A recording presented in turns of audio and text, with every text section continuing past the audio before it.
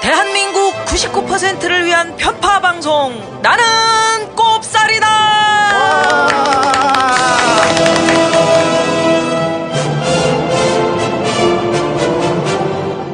내가 이렇게 누나가 소리 지를 때 이 다 큰 남자들이 아 이러면서 막 박수 치는 게 웃기대. 다 먹고 살려면 못 웃기면 그거라도 해야죠. 그래. 세상이 밝아지면 없어질 방송입니다. 언제 없어질지 모를 방송이에요. 그러니까 언제까지 할 수 있나? 이걸 생각을 해봐야 돼 우리가. 언제까지 하고 이길 싶어? 때까지라고 그러는데 그래. 웃길 수 있을 때까지. 그랬더니 영구집권 방침을 밝힌 거라고. 용띠리 목소리가 지금 간간히 들려서 궁금해하실 것 같아. 안녕하십니까. 예. 미국 간 사이에 우리 용띠리라고 결정했어. 이름을. 그렇습니다. 예, 잘 들었고요. 제가 사실은 우리 한국을 떠나서 미국에 갈 때, 그러니까 인천공항을 이제 승천해서 승천. 용이야? 뉴욕 용띠리니까 맞아. 용이네. 공항에 강림할 때까지 우리 또 나는 꼽살이다.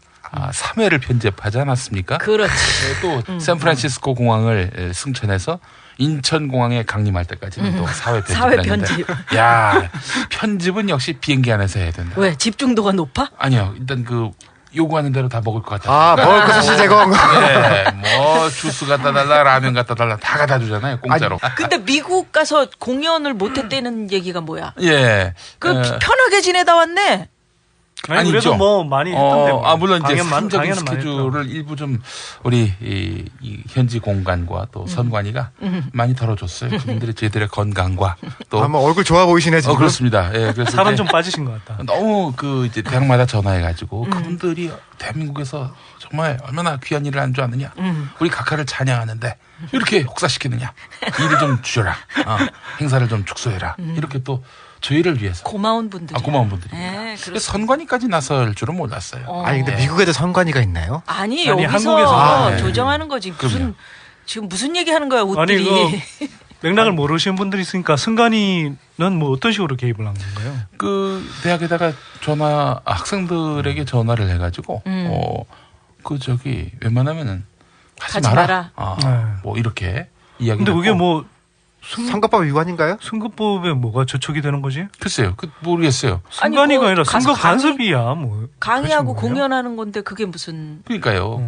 밑도 끝도 없이 그렇게 얘기했다는 거예요. 근데 이제 현재 대학들, 한국어연구소가 아니라 한국학연구소, 거기서는 한국 정부로부터 좀 받나 봐요, 지원금을. 물론 받겠지. 네, 그래서 이 지원금이 끊어질 수도 있다. 이런 식으로 압박을 했다는 치사하게 거죠. 그 얼마나 된다 그걸 끊는다고. 근데 저는 한국학연구소가 한국을 연구하는 분들 아니겠습니까? 그렇죠. 이분들이 얼마나 우리를 우습게 봤을까? 정말 웃기다, 이 친구들. 한국 정부를. 한국 정부를. 근데 돈이 끊어진다는 거는 굉장히 심각한 일이니까. 심각하게 받아들였겠지. 현재 이제 대사관들 통해서 아마 조금씩 지원이 되고 그럴 거예요. 대사관이 행사들도 하고 연관돼 있는지는 모르겠습니다만은 영사관이 나선 것 같아요. 네네. 예. 어찌됐건 하여튼 여러 사람의 도움으로 편하게 몇 가지 행사는 안 하고 왔다는 거 말씀을 그렇습니다. 드리면서 일단은 인사를 좀 드려야 될 텐데 정식으로 우리 웃디리. 예, 웃딜 우석훈 파리 10대학 출신인데요. 오늘 합격에 조금 할게요. 제가 발음 정확히 어떤 사람이 나한테 누나, 저는 누나 팬인데요. 파리 10대학 그것 좀 하지 마세요. 진짜 저질이에요. 이러더라고. 아니, 우석훈이 발음 잘못해가지고 그게 된 거 아니야? 처음부터. 아니, 근데 왜 날 저질로 만들고 그래? 제가 얼마 전에 부산에 강연을 갔는데 거기 점잖으신 교수님께서 저를 소개를 하는데 파리 10대학 출신이라고 했는데 부산 사람들이 다 웃더라고요. 선생님은 이제 영문을 모르고. 아니 예전에 기억이 나는데 미국의 어느 도시인가 동부 쪽인 것 같아요. 피바디라는 곳이 있습니다.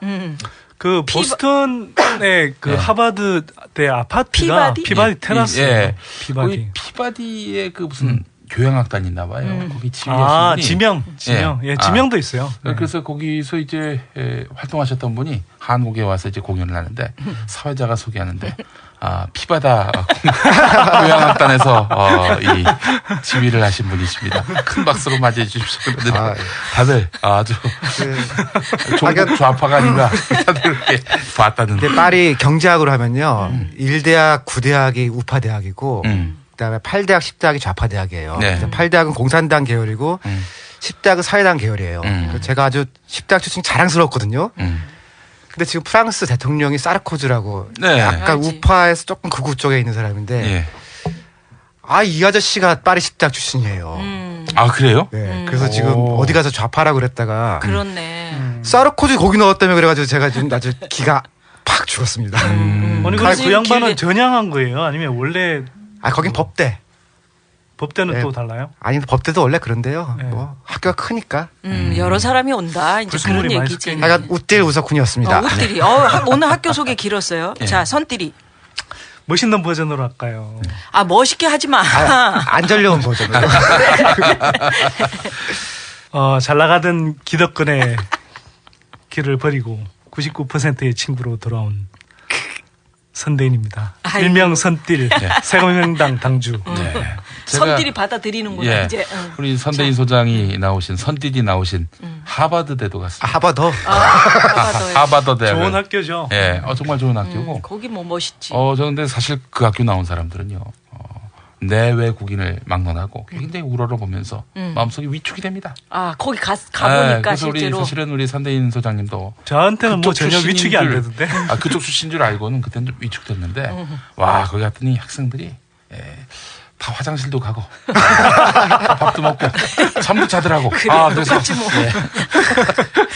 놀랬어요. 미국 갔더니 썰렁해졌어요. 큰일 났네. 이제 입이 좀 풀려야 돼. 자, 용띠리 인사하고. 예, 안녕하십니까. 저도 아마 조만간 우리 무상급식을 받을 것 같습니다. 왜? 우리 정봉주 의원의 뒤를 이어서 무상급식을 받을 것 진짜? 같아요. 뭔데요? 많이 주는, 예? 뭔데요? 왜요? 아니, 몰라. 그러니까 뭐가 있는 것 같아. 예. 다? 4명 다? 하겠지. 다 입을 틀어막아야 뭐 총선 대선 국면에서. 아니 먹여서 틀어막으면 되잖아요. 예? 먹이면 틀어막아지잖아요. 글쎄 말이야. 난 먹을 거면 돼. 계속 주면은 계속 조용할 거 아니에요. 근데 약간 지금 정봉주 의원, 그 상당히 좀 위기에 그렇네. 처해 있는 상황입니다. 그래요. 김용민 선수. 예. 저는 여왕벌 미화 누나입니다. 와! 그래. 옷들이 마음에 들었어. 제일 천진난만하게 박수 쳤어.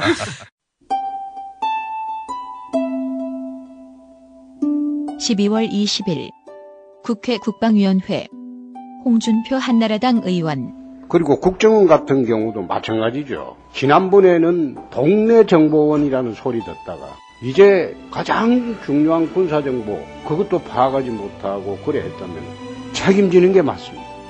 외교통상통일위원회 정몽준 의원 정보 수준이 이 정도라니 정말 걱정이 됩니다.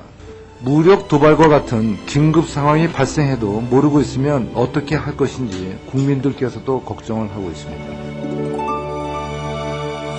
아시나요? 얼마나 힘겨웠는지. 같은 위원회 이회창 자유선진당 의원 이거는 장관 두 분께 다 같이 여쭤봅니다만은 지금 김정일 사망 사실을 17일에 사망했는데 지금 대통령도 그걸 모르고 일본을 갔다 오고 그러셨는데 두 장관께서는 어디 언론 보도를 보고 알았습니까? 언제 아셨습니까? 김성환 외교통상부 장관 그 문제에 대해서는 정확한 상황을 조금 보고 드린다고 그럴까요? 그러기가 조금 좀 정보 사안들이 있었기 때문에 아니 아신 시기에 말씀하셨잖아요. 언제 아셨습니까? 글쎄요, 말하기가 어려워요? 구체적으로 딱 언제다 이렇게 말씀드리기가 조금 좀 통일부 장관께서는 언제 하셨습니까? 류우익 장관 지금 정보 사항이라서 말씀드리기가 곤란한 점을 좀 양해해 주시기 바랍니다. 그 아는 시기도 정보사항입니까? 그렇습니다.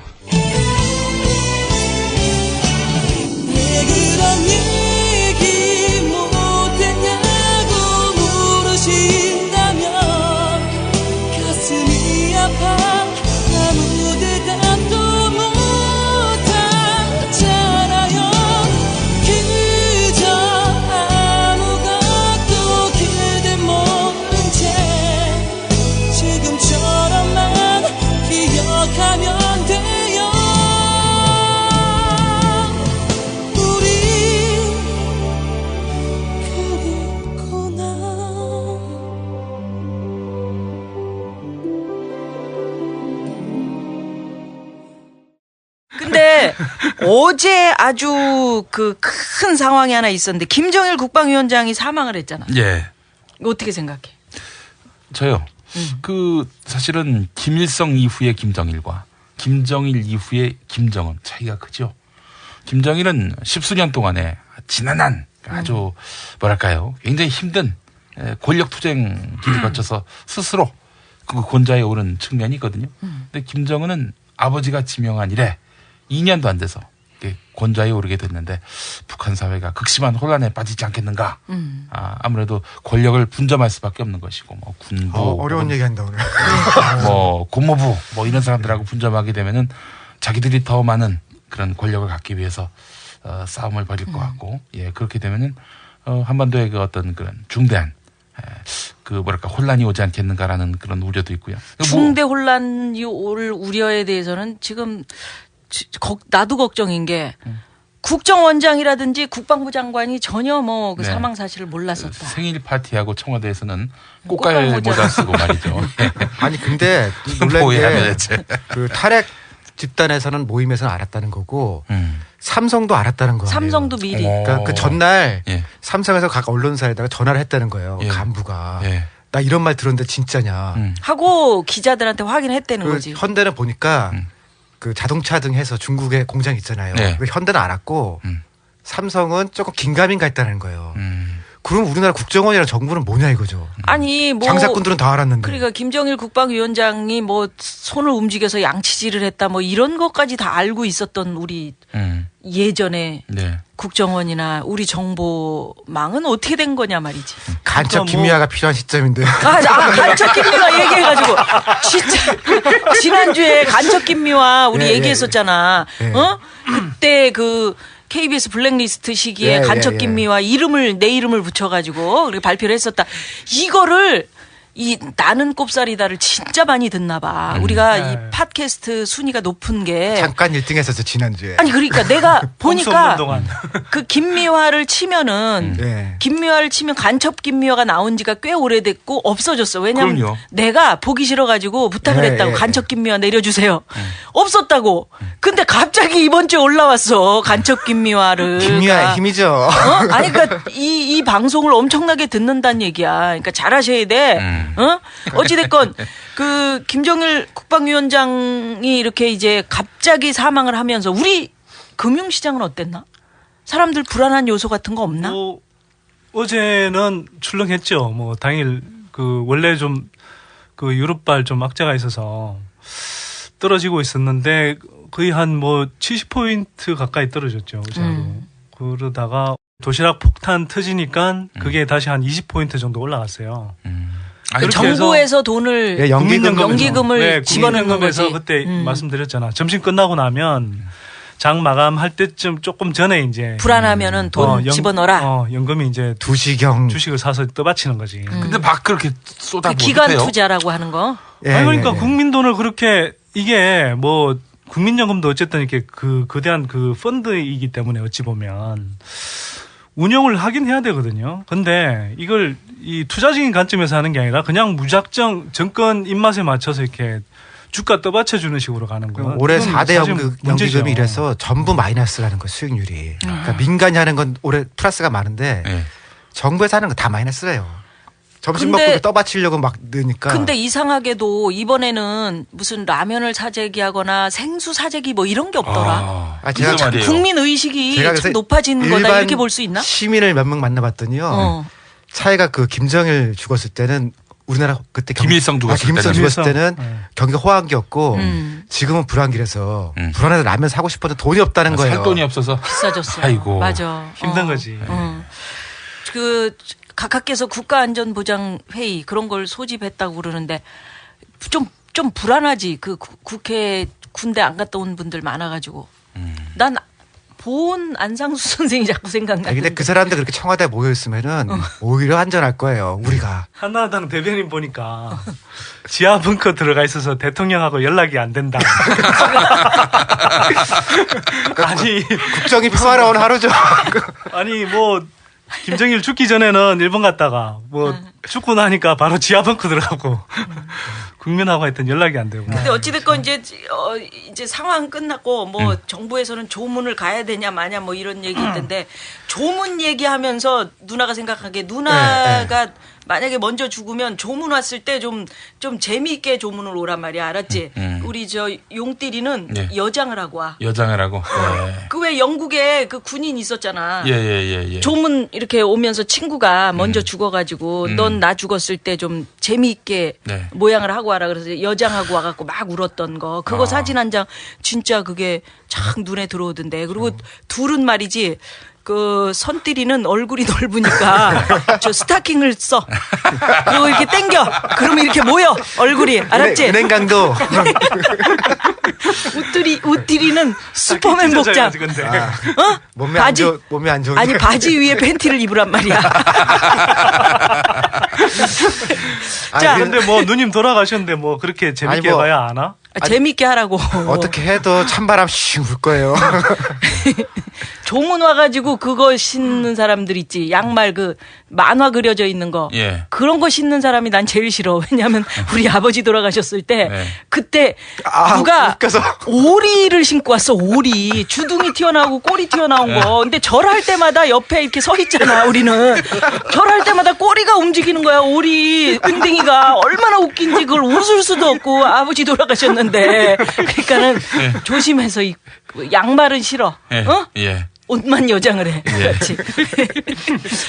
자, 아니 근데 용띠리 여장을 하면은 이게 암퇴진 거예요, 뭐인 거예요? 아주 그 귀부인처럼 하고 가려고요. 핸드백 들고. 점도 찍고. 예, 그렇죠. 가슴골도 보여주고. 예. 그럼 뭐야? 가슴살이라는 거. 돼지 가슴살 뭐라고 그러죠?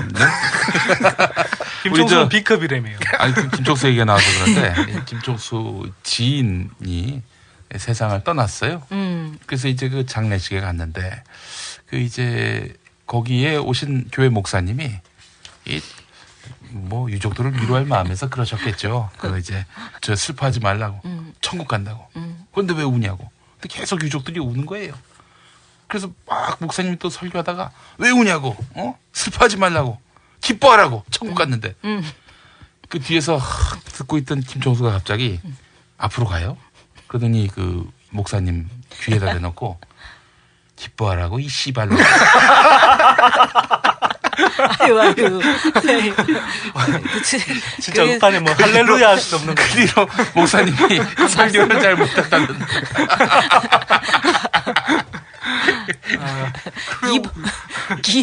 이봉원 상가에서는 스님이 또 그 영생을 빌어주면서 이렇게 목탁을 이렇게 치시면서 계속 손님들을 맞았어요. 근데 그 스님이 연예인들이 많이 오니까 흥분하신 거야. 그래가지고 나미아미탑을 뭐 이렇게 하시다가 아이고 김미아 씨, 아이고 사진 한 장 찍읍시다. 딱 막 사진 찍고 다시 해봤냐 봐라 있다 하다가 또 김용민 사진 하나 찍고 볼 때마다 상가에서 그랬었던 일도 있었습니다.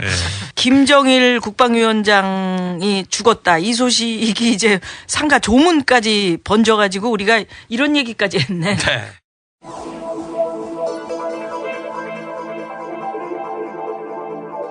건강식으로 즐겨 먹는 미숫가루와 선식, 순대와 고추장을 만드는데도 찐쌀은 빠지지 않습니다. 중국산 찐쌀의 가격은 20kg짜리 한 포대에 3만 원 정도로 국산쌀의 절반 정도에 불과합니다. 맛과 안정성이 떨어지기 때문입니다. 요식업소 주인 손님한테 줄 수가 없어요. 그래서 저기 국산 쌀하고 섞어서 써봤는데 저기 밥이 뭐라 그럴까 윤기가 없어요.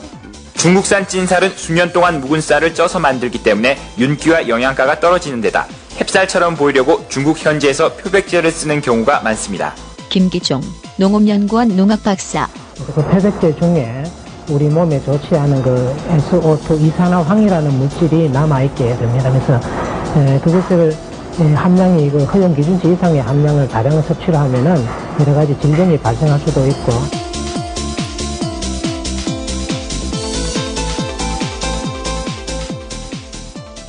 자, 오늘 우리가 준비한 얘기는 쌀 얘기지, 쌀. 이 쌀이 문제가 많다며. 일단 이 질문부터 하죠. 옷들이. 그 집에 쌀 못 쓰시죠? 김미아 선배는. 나는 우리 동네에서 농사를 지어. 경기도. 네. 그래서 그 용인쌀. 오리 농법으로 지은 쌀, 용인쌀. 그거 맛있지. 배곡. 맞아. 배곡 무슨 쌀이야. 왜 물어봐? 선길은. 저희 집은 양평인데 그 이천 쌀을 많이 사 먹는 것 같고요. 뭐 아니면 이상하던. 그리고 양평에서 나는 쌀도 조금씩 뭐 먹는 것 같고. 우리 용띠는 집에서 쌀 먹죠. 예, 역시 저 우리 누님과 같이 경기도 용인시 그 이제 지역 기반으로 하고 있는데 최근에 이 당뇨를 발견했습니다. 진짜? 네, 그래서 현미만 먹고 있습니다. 현미만 먹으려면 힘든데. 근데 현미를 좋아해요, 제가. 푹 삶아야 되는데 그거. 어디서 나오는지 모르고 현미가. 어딘지 어떻게 알아요? 그냥 겉 표지만 보고서 우리는 아는 거지. 저는 보통 이제 오븐도미라고 하는 거를 생협에서 사다 먹고요. 생협.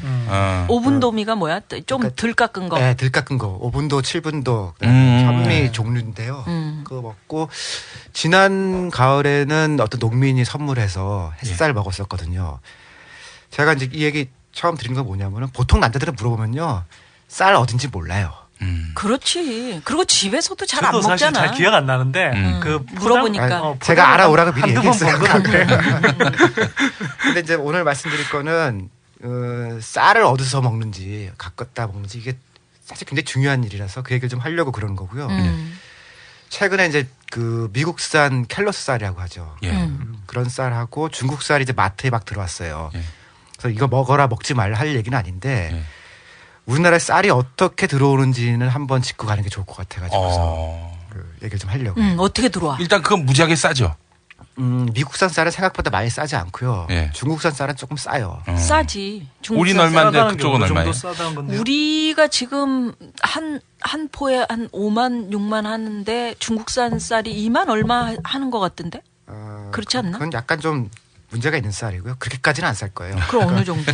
수입가로는 조금 차이가 나는데 중간에 이제 이것저것 붙고 그러다 보면은 미국산 쌀 같은 경우 그렇게 차이 많이 안 납니다. 한 포에 한 2만 4천 원 정도 하는 걸로 난 알고 있는데. 포는 모르고 제가 가진 거는요. 톤으로 돼 있는데 톤으로. 네, 뭐 그렇게까지 차이는 안 나고요. 그 MMA라는 이제 얘기를 해야 되는데. 그건 뭐야? 미치겠네. 제가 갖고 있는 이게요. 정부 공식 자료인데 정부에서도 MMA라고 쓰거든요. MMA가 뭐야? 무슨 뭐 격투기 종류라고 그러더라고요. 근데 영어로는 미니멈 마켓 억세스 그렇게 해서 시장에서 팔 수 있는 최소 양이거든요. 그러니까 뭐 쿼터라고 하면 그것도 쉽지 않죠. 의무 수입. 꼭 우리가 사기로 했던 거라고 보시면 되고요.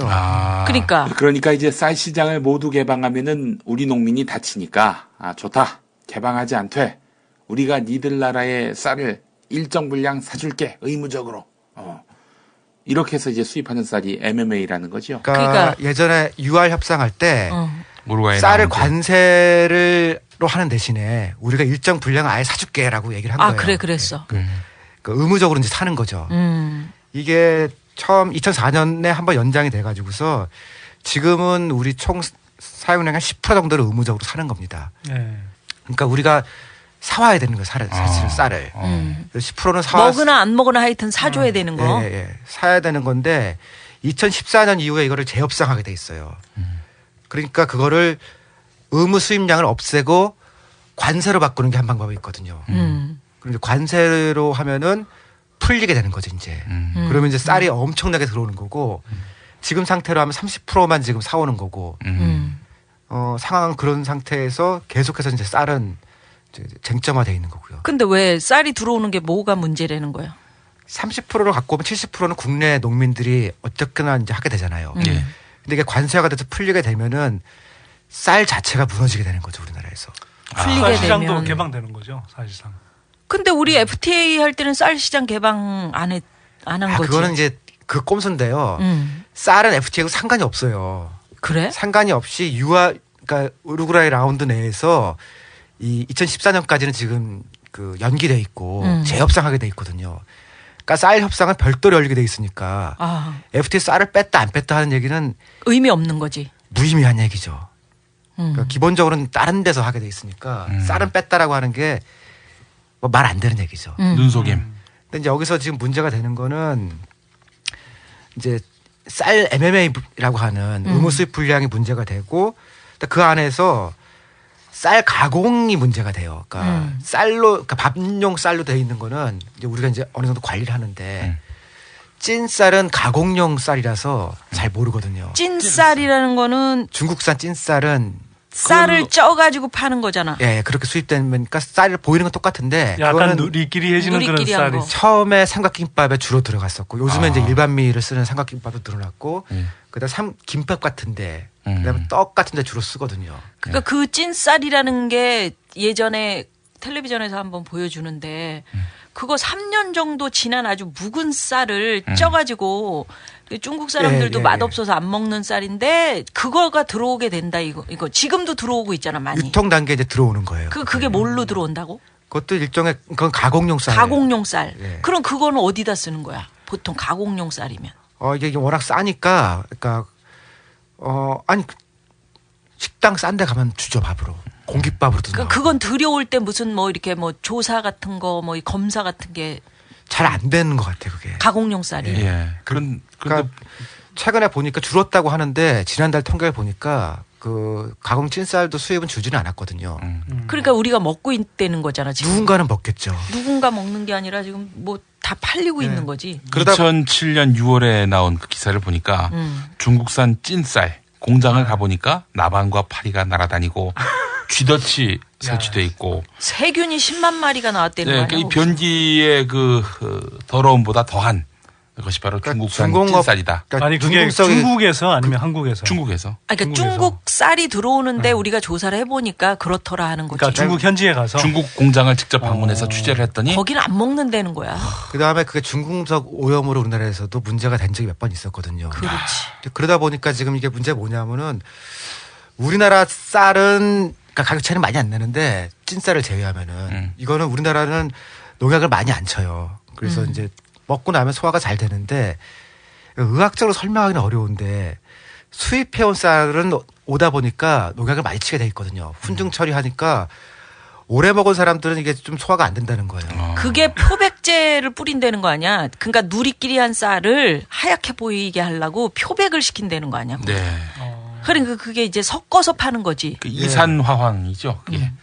그래서 지금 이대로 가면은 부자들은 이제 아까 뭐 현미도 뭐 드시고 뭐 이것저것 이렇게 먹는데 가난한 20대들은 지금 중국산 찐쌀로 먹게 돼 있는 거예요. 그러니까 고시원에 있는 20대 같으면은 일반 쌀을 지금 먹어보기 어려운 거거든요. 그러니까 소득에 따른 문제가 지금 쌀까지 온 거 아니냐. 그 쌀도 격차가 벌어지는 거죠. 그러니까 일단 지금 시중에 식당이나 아니면 그 우리 아이들이 먹고 있는 음식 김밥 예를 들면 김밥 같은 거는 사실 1,000원에 그 많은 속재료 들어가고 밥을 그렇게 많이 싸주기 어려운 거거든. 그러니까 다 우리가 먹는 거란 말이야. 그리고 뭐 삼계탕 같은 거. 특별히 혁신을 뭐 이렇게 한 게 아니면은 그러니까 최근에 삼각김밥도 보니까 워낙 장사가 잘 되니까 여기는 이제 우리나라 쌀도 쓰기 시작하더라고요. 섞어서 쓰는 거지.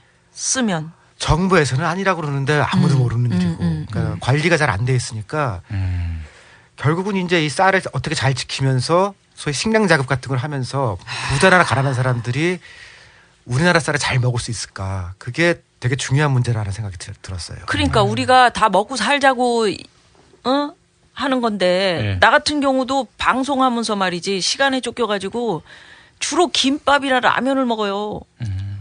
우리 용띠리는 뭐 좀 많이 먹잖아. 저도 김밥하고 라면을 많이 먹죠. 근데 그 김밥이 전부 찐쌀이라는 그러니까, 거예요. 표백제 들어가고 뭐 이런 거. 그다음에 약간 놀라운 자료가 하나 있었는데요. 예. 우리가 쌀을 수입하는 데는 미국, 중국, 태국, 호주 딱 요 네 나라거든요. 예. 근데 호주는 요즘 뭐 가뭄이 심해서 거의 수입을 안 했고요. 미국산, 중국산, 태국산이 이제 주종인데요. 2008년에서 2009년 이게 가장 최근 통계거든요. 2배로 늘었어요, 수입용 쌀이. 근데 이게 막걸리 이렇게 막 하고 라면에서 그러니까 이를테면 가공용 쌀을 많이 하라고 그랬잖아요. 우리가 쌀 대책으로. 근데 그게 우리나라 쌀 소비로 느는 게 아니고 수입으로 늘었구나. 수입만 늘었다니까요. 야, 그러니까 쌀이 안 들어가는 게 없는 건데 아까 누나가 김밥 얘기했지만 누나가 원래 어릴 때부터 얼굴이 예뻤어요. 근데 지금도 예뻐요. 2008년 9년 사이에 내 김밥 많이 먹어서 지금 얼굴이 이 지경으로 바뀐 거라고. 어? 그러니 지금도 예쁜데 옛날에 얼마나 예뻤겠어. 무슨 이게 문제야, 문제. 우리 쌀 막걸리 뭐 그런 거 있잖아요. 그거는 실제 우리 쌀을 쓰니까 썼을 텐데 막걸리 열풍 막 그런 사실 따져보면은 이런 거 막 들어가고 있을 거거든요. 소주는 안 그래? 쌀로 내리는 소주도 있어.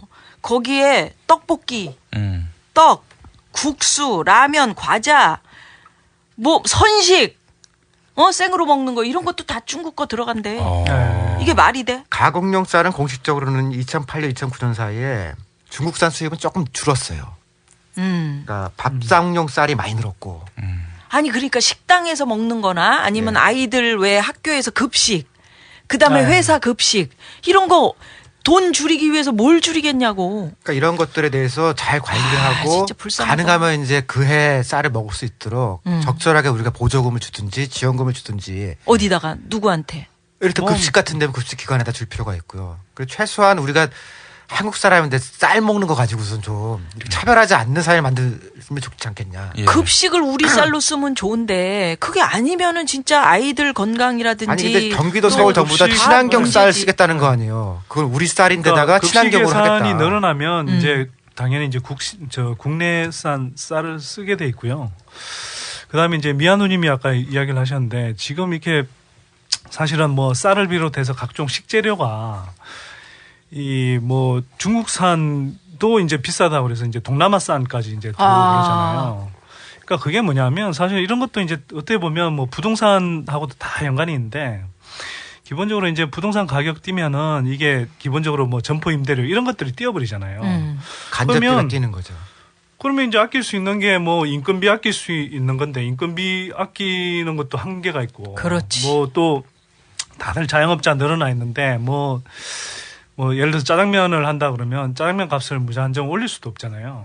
그러면 결국은 이제 식재료를 계속 아낀다고. 그렇네. 근데 이제 식재료도 이제는 뭐 아낄 수 있는 데까지 아낀 상태죠. 더 이상 이제 뭐 버티기가 힘든 거죠. 자영업자들. 일부 농업경제학 하는 분들이 쌀 조기 관세를 하자고 주장하는데. 쌀 뭐라고요? 조기 관세야. 누가? 일부 농업경제학 하시는 분들이. 그러니까 교수님들이? 예. 조기 관세화. 그건 뭐냐면은 지금 MMA로 돼 있는 것보다 더 많이 수입을 해오자는 얘기예요. 한마디로. 왜? 그렇게 하면 이제 쌀 농사를 그만 짓게 할 수 있고 농업을 뭔 소리야? 농업을 포기할 수 있으니까. 그만두면 어떻게 해? 근데 지금 정부 정책이 사실 그거예요. 그러니까 쌀을 그만 먹고 그만하고 왜냐면 농민들이 맨날 데모하고 힘드니까. 그랬다가 우리 쌀 농사 안 지을 때 저 사람들이 비싸게 부르면 할 수 없이 사와야 되는 건데 그걸 몰라? 그렇죠. 한 치 앞을 못 내다. 근데 그 구호가 그래서 옛날에 핸드폰 팔아 쌀 사 먹으면 된다라는 게. 손님 오셨네요. 네, 이 지하 녹음실이라 이렇습니다. 네, 또 문도 열어줘야 되고. 근데 지금 요비링도 우리를 도와주질 않네. 요비링 오랜만에 들어보지. 요비링. 요비링이 뭐예요? 아니 저런 거 예전에 요비링이라고 그랬잖아. 띵동띵동 소리. 나 처음 들어보는데. 70년대 그랬나요? 그래 예전에 어른들이 요비링 울린다 나가봐라 이랬어. 세대차 느껴지네. 우리 할아버지가 그랬다고. 제가 결론을 내면은 2014년까지는 쌀 관세를 하지 않고 현재 상황 정도는 지킬 수가 있는데 2014년에 재협상을 하면 되거든요. 근데 FTA를 강행했던 그 사람들이 농업부부 때문에 애를 먹었잖아요. 그래서 계속 농업을 없애려고 하는 거예요. 쌀도 수입해서 먹자 그런 쪽으로 지금 정책이 가니까 그건 아니다라는 말을 이연사 강력히 외치고 싶어서 그러니까 쌀 얘기를 한 겁니다. 농민들이 뭐라고 그러니까 대화 상대가 있어야 대화를 하지. 농민들이 표현할 수 있는 방법이 예, 도대체 몇 가지나 있겠냐고. 농사만 지으시던 분들이 또 그렇죠. 어른들이. 그러니까 이제 정부가 뭐 맨날 한국 농업을 살려야 된다 뭐 이렇게 이야기를 해요. 겉으로는. 근데 실제로는 한국 농업 이렇게 늘 이렇게 해오는 방향을 보면 한국 농업을 포기하는 방향으로 흘러왔어요. 계속 그래서 그랬죠. 네. 그래서 늘 하는 건 이렇게 뭐 농업 뭐 예를 들어서 유통 개선 한다고 그랬지만 전혀 개선 안 되거든요. 제가 사실 뭐 저는 이제 시골에서 포도 가수원 하는 집 아들인데. 가수원집 아들이지. 가수원집 아들이면 네. 우리 신분이 달랐네요. 그렇네. 10여 년 이상 제가 뭐 고등학교 때부터 뭐 유통 구조 개선 그랬는데 그거 개선이 안 돼요. 늘 개선 안 되고 그다음에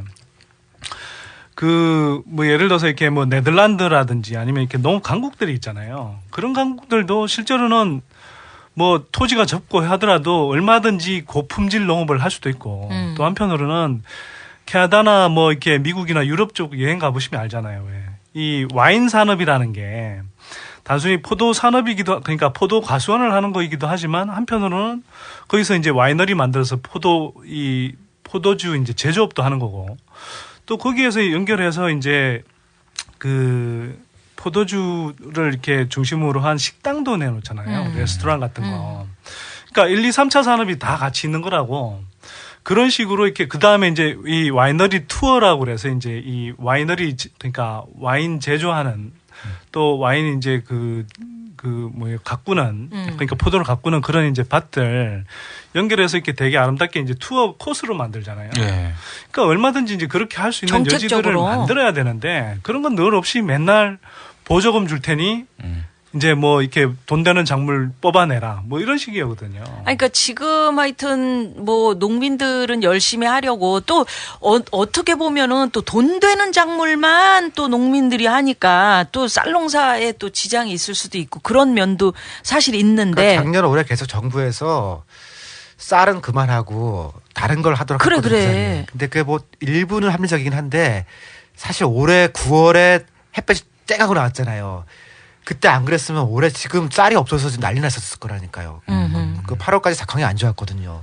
그렇죠. 그런 점에서는 다른 건 몰라도 쌀은 안보라는 차원에서 좀 봤으면 좋겠다는 생각이 있고. 아니 그것보다도 이건 쌀은 안보다 이거는 우리한테 먼 얘기고 사실은 이 가공용 찐 쌀이 나는 이게 가장 문제라고 생각을 하는데 중국산 쌀이.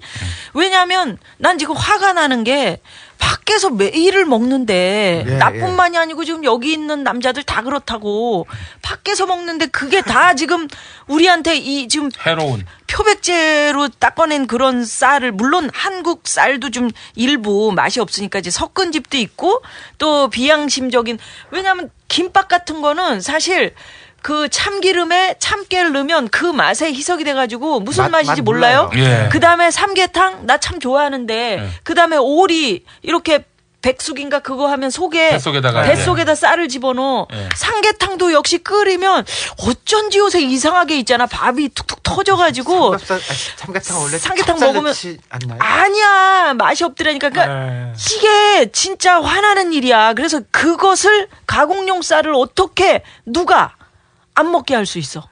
어떻게 해야 돼? 지금 이게 뭐 프로나 때문에 갈 필요도 없이 밥상용 쌀도 지금 해마다 뭐 수십 건씩 걸려요. 그러니까 그 일반 우리나라 한국 쌀하고 막 바꿔치기 하거든요. 그래 봉투를 바꾼다며. 네, 그래서 지금 이게 막 관리를 아무리 한다고 사실은 쉽지가 않고 훨씬 더 이제 자세하게 들어가서 이거를 관리를 해야겠죠. 근데 더 제가 이제 화나는 건 뭐냐면은. 부자들이 먹는 유기농이나 이런 거는 그래도 관리가 좀 되거든요. 직거래도 많고. 근데 가난한 사람들이 먹거나 20대나 고시원생들이 먹는 거는 뭐 원산지 표시도 잘 안 해요. 그러니까 뭐 뭔지 모르고 먹는 거예요, 지금. 아니, 그러니까 식당밥이 그런 거지. 네, 그렇죠. 또는 아까 얘기한 고시원. 네. 고시원 요새 쪽방이라, 한 평도 안 되는 데서 사는 사람들 엄청나게 많거든. 그러니까 이제 그거 고시원에서 전기 밥통에다가 잔뜩 넣어놓는 밥이 짬밥이라고 그런 거. 그런 싸구려 그럴 쌀을 넣었었다. 그러니까 제가 이거 한번 다루려고 딱 마음을 먹은 게 한 달쯤 전에 고시원에 있는 어떤 사람을 20대 만났는데 자기 뭐 몇 달째 그 외국 쌀만 먹었더니 속이 안 좋다는 거예요. 그러니까 그 안에서도 그 중국산을 먹는 거고 그 앞에 있는 식당이 다 뻔할 거 아니에요. 그런 사람들이 먹는 데는 지금 아무도 손을 안 대니까 좀 정부 관리라도 좀 필요할 것 같다는 생각이 들더라고요. 그러니까 우린 죽으면 썩지도 않을 거야. 표백제를 하도 먹어가지고. 살아있는 동안은 피부가 쌌고.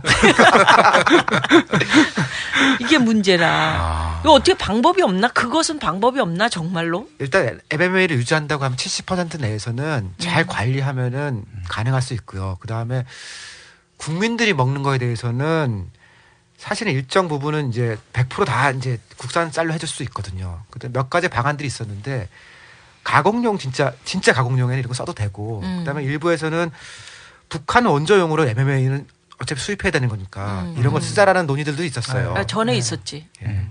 그래서 따져 보면은 뭐 방법은 있는데 지금 농정하는 사람들이 기본적으로 쌀을 없애고 싶어요 한국에서 매번 문제가 되고 그러니까 또 관료들. 네. 그렇죠. 그래서 제가 이게 지금 완전히 뭐 화가 났던 건 뭐냐면은 쌀을 어떻게 잘해보자라고 하는 게 농업 경제학 하시는 분들 그렇게 얘기할 거 아니에요. 근데 이 사람들이 쌀을 줄이는 것부터 지금 연구를 해서 그런 주장을 하더라고요. 그래서 강기갑 의원이 2단 당수인가 그걸 공중 부양을 하고 막 그랬었잖아. 아니 그 마음 내 이해가 가더라고요. 그 문제는 문제예요 지금 이게. 그러니까 지금은 우리는 쌀을 먹는데 어쩌면은 지금처럼 한 10년만 있으면은 우리나라에서 한국 쌀 구하기가 아주 귀할 거예요. 지금처럼 막 물어서 내려가면은.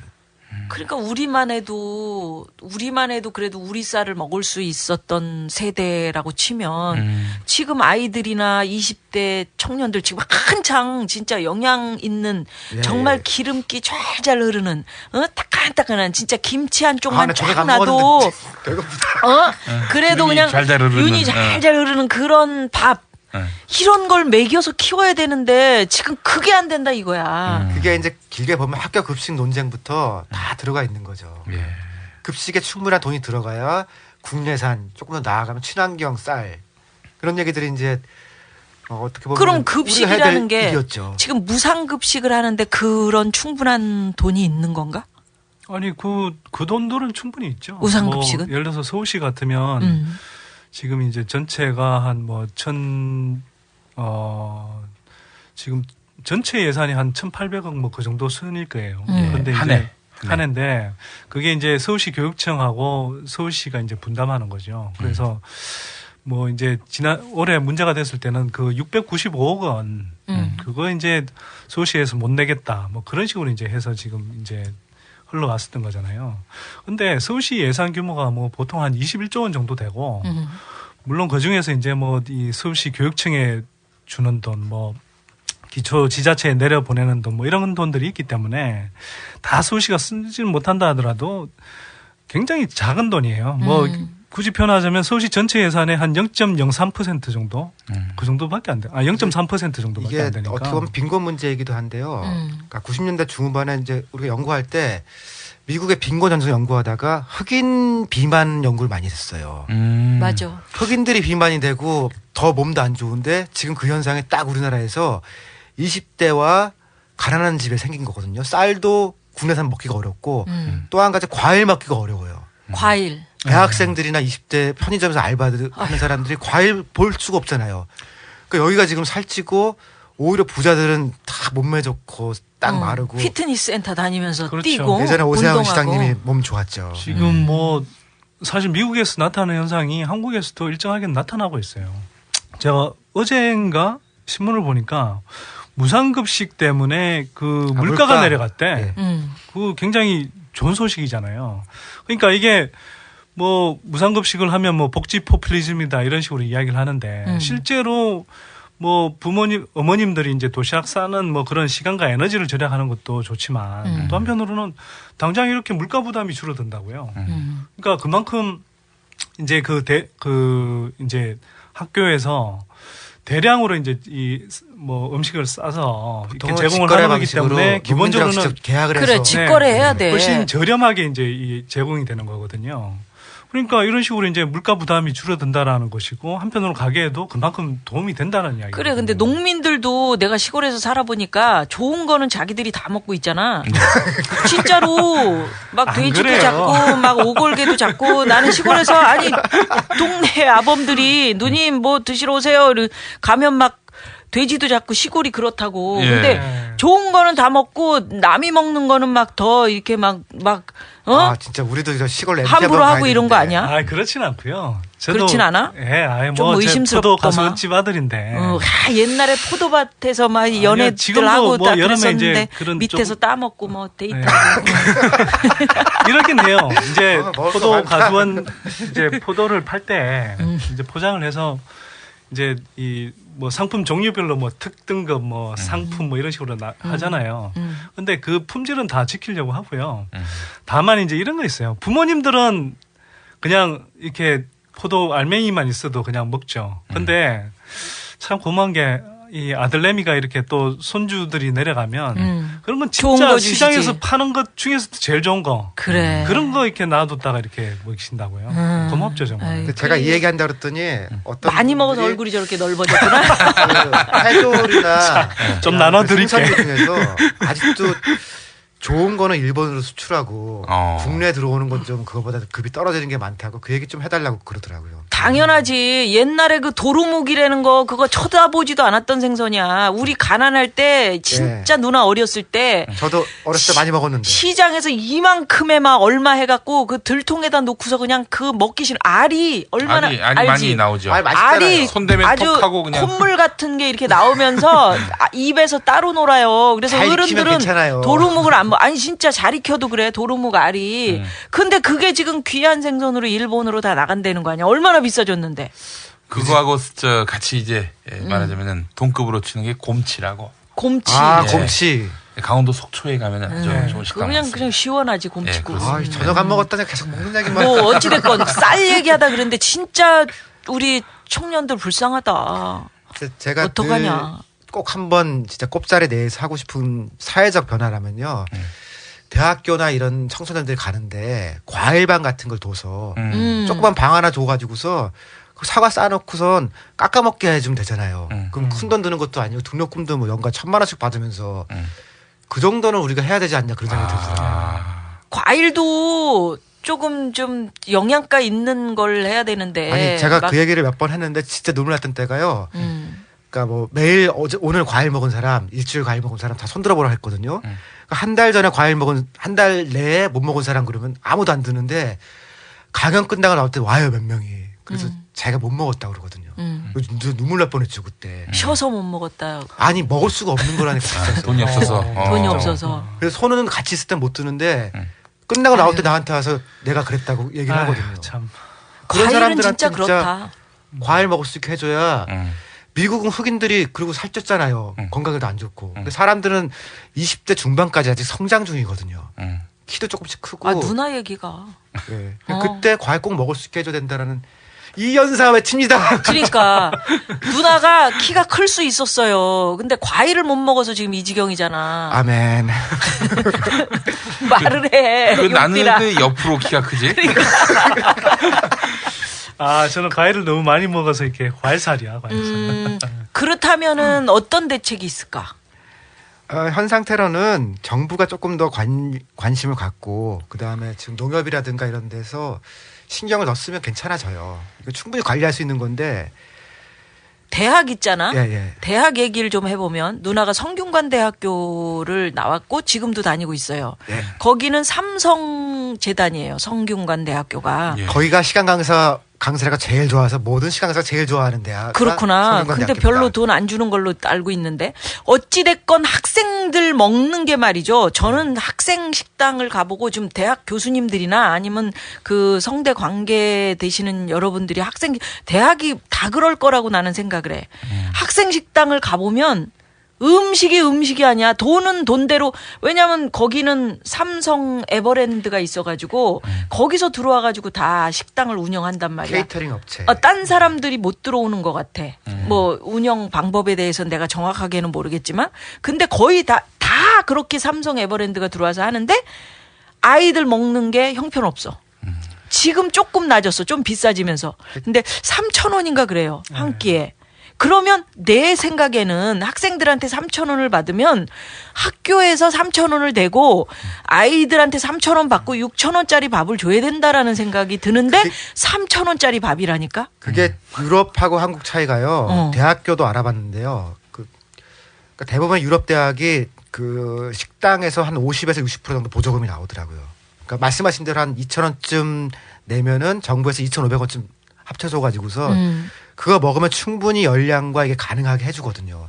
그러니까 저는 공부할 때 생각해 보면은 과일 먹었어요, 학교에서. 유럽에 있을 때는.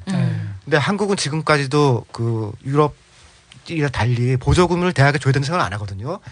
그런 점에서는 이제 오히려 중고등학생들 만나면 얼굴이 해요. 그런데 대학생들 만나면 푸석푸석 하거든요. 아니 보조금 안 줘도 대학교에서 등록금이 얼마야 도대체? 우리나라 그렇게 비싸게 등록금 받으면서 학생 아이들을 위해서 뭘 해주냐고. 지금 그러니까 독일이 좀 비싸요. 연간 80만 원 받고 스위스가 한 50만 원, 프랑스가 연간 한 30만 원이거든요. 아 연간? 예. 한 학기가 아니라. 예, 연간. 사실상 그게 무상 의료, 그러니까 무상 교육 체계인데요. 야, 그럼 이제 한 학기에 그렇게 하는데도 25만 원 낸다는 거 아니야? 각 그럼? 대학 식사에 50% 정도 보조금 들어온다니까요. 근데 그 시스템이 1인당 국민소득 10,000불 때 한 거예요. 우린 지금 2만 불인데 지금 못 하고 있는 거잖아요. 아니 이런 거를 학교에다가 강력하게 요구를 못 하나? 부모님들도 계시고. 뭐 학교도 어디다가 문제가 요구를 해야 돼? 정부가 교육에 돈을 써야죠. 우리 이제 사실 고등교육에 이렇게 돈 쓰는 거 보면 우리가 뭐 몇십 년 동안 이렇게 뭐 교육 입국이니 뭐 인재가 자원인 나라니 뭐 이런 식으로 이야기를 해왔잖아요. 근데 실제로 그 대한민국 정부가 이렇게 돈 쓰는 걸 보면 OECD 국가들 가운데 고등교육 재정 쓰는 거는 뒤에서 한 세 번째, 네 번째 이렇게 돼요. 그러니까 30몇 개국 중에. 그러니까 굉장히 적게 쓰고 있는 거죠. 그 다음에 국공립대 비율 자체가 OECD 국가들 가운데 가장 낮아요. 그러니까 한 20%도 채 안 되거든요. 뭐 예를 들어서 미국이 뭐 이 사립대 중심의 학교로 알고 있지만 실제로는 국공립대가 3분의 2예요. 미국 주립대학 뭐 그런 데. 그리고 뭐 유럽 쪽 가면은 거의 뭐 90%, 100% 다 국공립대거든요. 그러니까 우리는 다 사립학교한테 맡겨놨다고. 그리고 사립학교들이 이제 뭐 이른바 몇몇 이제 명문대 중심으로 뭐 학벌 서열 구조에 이제 안주를 하는 거죠. 그러면서 다 등록금 장사를 한다고. 그러니까 이제 막 지금 1,000만 원씩까지 올라와 있잖아요. 진짜 근데 너무 당장 그러다 보니까 지금 국공립대까지 등달아 올라가 있고 정부 예산 지원은 안 되고. 그러니까 이제 저 학생들이 이제 미치는 거죠. 미친 등록금이 미치는 어려운 거죠, 얘기는 우리가 천천히 바꾼다고 막 그러지만 하여간 대학이나 어디 가면은 과일 정도 주는 걸 해줄 수 있잖아요. 하여간 우리가 보니까 그 중고등학교까지는 이제 밥을 먹을 수 있는 상태까지 왔는데 대학생들이 그러니까 소외돼 있던 거예요. 그 과정에서. 대학생들은 정말 불쌍하지. 왜냐하면 등록금 비싸니까 그거 아르바이트해서 조금만 보태보려고 애들이 애쓰지. 거기에다가 저기 하잖아. 학자금 융자 얻어가지고 졸업해도 또 빚이잖아. 안 그래도 그 얘기 좀 오늘 하려고 그랬어요. 뭐 이야기 나왔으니까 그냥 지금 하는 게 좋을 것 같은데. 그 취업 후 상한제 학자금이라는 게 있잖아요. 그게 우리 이율이 5.8%예요. 높죠. 주택담보대출도 5.2%거든. 그게 여야가 그렇게 막 합의해서 정했다는 이자율이 그래요. 그리고 OECD 국가들, 그러니까 OECD라는 건 아까 전에도 이야기했지만 이렇게 하여튼 뭐 좀 선진국 클럽 비슷해요. 그나마. 근데 거기 평균을 보면 대부분 무이자거나 아니면 뭐 국채이자 수준이에요. 국채이자율이라는 것은 보통 한 2%, 3%대거든. 근데 우리는 막 생색내기 식으로 해준 게 취업 후 상한제 그 이자율이 5.8%라고요. 그게 변동이 있어? 나중에? 아니면 아니 이제 뭐 그냥 이제 변동금리로 하는 그러니까 변동금리로 하는 걸로 저는 알고 있는데 일단 정해진 건 5.8% 수준이에요. 어휴, 높다. 그러니까 이거는 사실은 뭐 학생들한테 지원해 주는 것도 아니고요. 사실 그냥 장사하는 거예요. 그렇네. 취업 후에 네 갚아라 하는 거네. 공무원들하고 또 군인들 학자금은 또 다 공짜로 해주죠. 거기만 그런 게 아니고 대기업들 그다음에 뭐 일단 포스코 이런 데들 다 해주니까 진짜 부모 잘 못 만난 사람들은 너무너무 힘든 거예요. 제가 그 뭐 짧게 이제 대학 강의를 할 때였는데 어떤 여학생이 그것도 잘렸죠. 예. 근데 어떤 여학생이 계속 자고 있어요. 그래서 아니 수업 시간에 왜 자니 했더니 저기 등록금 보려고 간밤에 밤새 아르바이트 하느라고. 얘네는 그러니까 눈물 나는 얘기네 진짜. 학교에 와가지고 공부하기 위해서 그렇게 알바를 했는데 학교 와서는 정작 조는. 공부를 할 수가 없는 상황인 거죠. 그렇죠. 예. 그러니까 뭐 졸업하는 단계에서부터 벌써 신용 불량자 돼서 이렇게 또 대부업체에서 이렇게 뭐 고리사채 이렇게 쓰는 그런 학생들도 굉장히 많다. 그러니까 어떤 사람은 아니 그렇게 대학 등록금 비싼데 뭐 다 대학 가려고 그러냐. 대학 안 가도 되지. 이렇게 얘기하는 사람도 있잖아. 근데 문제는 대한민국에서는 대학 안 가면 사람 취급을 못 받잖아요. 그러니까 안 가도 괜찮은 사회를 만드는 게 맞긴 맞는데 이 거지 같은 세상이 그럴 수가 없잖아요. 이 새끼들이 다 대학 나왔다 잘난 척하고 있으니까. 아니 뭐 예를 들어서 스위스나 뭐 핀란드나 뭐 이런 너들부터 나라들처럼 잘난 척 좀 하지 마. 갑자기 또 왜 하사를? 그래. 그러니까 고등학교만 나와도 27%. 예, 그러니까 뭐 고등학교 정도만 나와도 충분히 사회에서 인정받고 또 숙련된 이렇게 뭐 일들을 할 수 있으면. 미국에 가봐. 미국 가보면 뭐 중학교, 고등학교만 나오면 그 사람들은 완전 집안에서 막 난리가 나고 축하해주고 이제 자기가 공부할 거 다 했다라고 생각을 하고 거기 또 인정을 해주고 아무리 뭘 해도 자기가 자부심을 갖는다고. 그러니까 자동차를 고치는 일을 가지고 있어도 자부심을 학교 갖는다니까. 교사도 돼요. 그러니까. 아니 대학 안 가고 고등학교만 나와도. 그러니까 숙련 공이니까. 그러니까 우리나라 교사들 이 학벌이나 이 자질이 전 세계적으로 거의 제일 높은 수준이거든요. 그런데 문제는 뭐냐면요. 선진국일수록 사실은 인건비가 높아요. 그러니까 이제 예를 들어서 미국 같은 데 가면 공산품은 되게 싼데 예를 들어 이발한다고 그러면은 이발비는 되게 비싸거든요. 또 뭐 레스토랑에 서빙하면은 팁도 줘야 되잖아요. 그렇지. 그러니까 그런 서비스 사람의 손길이 들어간 건 굉장히 비싸다고요. 그러니까 손값이 비싸다고 뭐 미국뿐만 아니라 일본, 유럽 웬만한 선진국들은 그래요. 그건 뭐냐면 쉽게 말해서 경제에서 사람값이 높은 거지. 근데 한국 같은 경우는 가뜩이나 사람값이 별로 높지도 않은데 지난 10년 동안 땅값을 막 천정부지로 뛰게 만들어버리고 사람값은 오히려 더 떨어지고 똥값으로 만들어버렸다고. 그러니까 지금 뭡니까 노동력의 한 절반 정도를 비정규직이라는 이름으로 내부 식민지로 만들어갖고 완전 착취하고 있잖아. 이게 진짜 제가 88만 원 썼을 때 그 맨 앞에 진짜 슬펐던 얘기가 뭐냐면요. 이게 슬픈 얘기네. 웃디리 울지 말고 얘기해. 전 세계 어디도 일본하고 한국 빼면요. 백화점이나 슈퍼 앞에서 제일 이쁜 20대 여성들이 거기서 인사하잖아요. 훨씬 똑똑하고 그러니까 더 생산적인 일을 해야지 마트 앞에서 인사하고 그런 사람들 없거든요. 엘리베이터 거리라는 게 일본에서 만든 거잖아요. 엘리베이터 타고 누르면 되는데 그것도 대신 눌러주게 만들었잖아요. 한국도 엘리베이터 거리 있었거든요. 그런 것처럼 무슨 마트 앞에서 인사시키고 백화점에서 인사시키고. 그래 지금도 그렇잖아. 자기네 20대를 그렇게 시키는 나라는 일본, 한국 그런 두 나라밖에 없다니까요. 그러니 이게 2만 불 이상 갈 수가 없는 거죠. 인사하는 사람한테 돈 많이 안 줄 거 아니에요. 그래도 일본은 우리보다 훨씬 낫죠. 지금도 뭐 최저임금은 뭐 경제력 대비하면 우리보다 거의 뭐 한 2배 가까이 높고.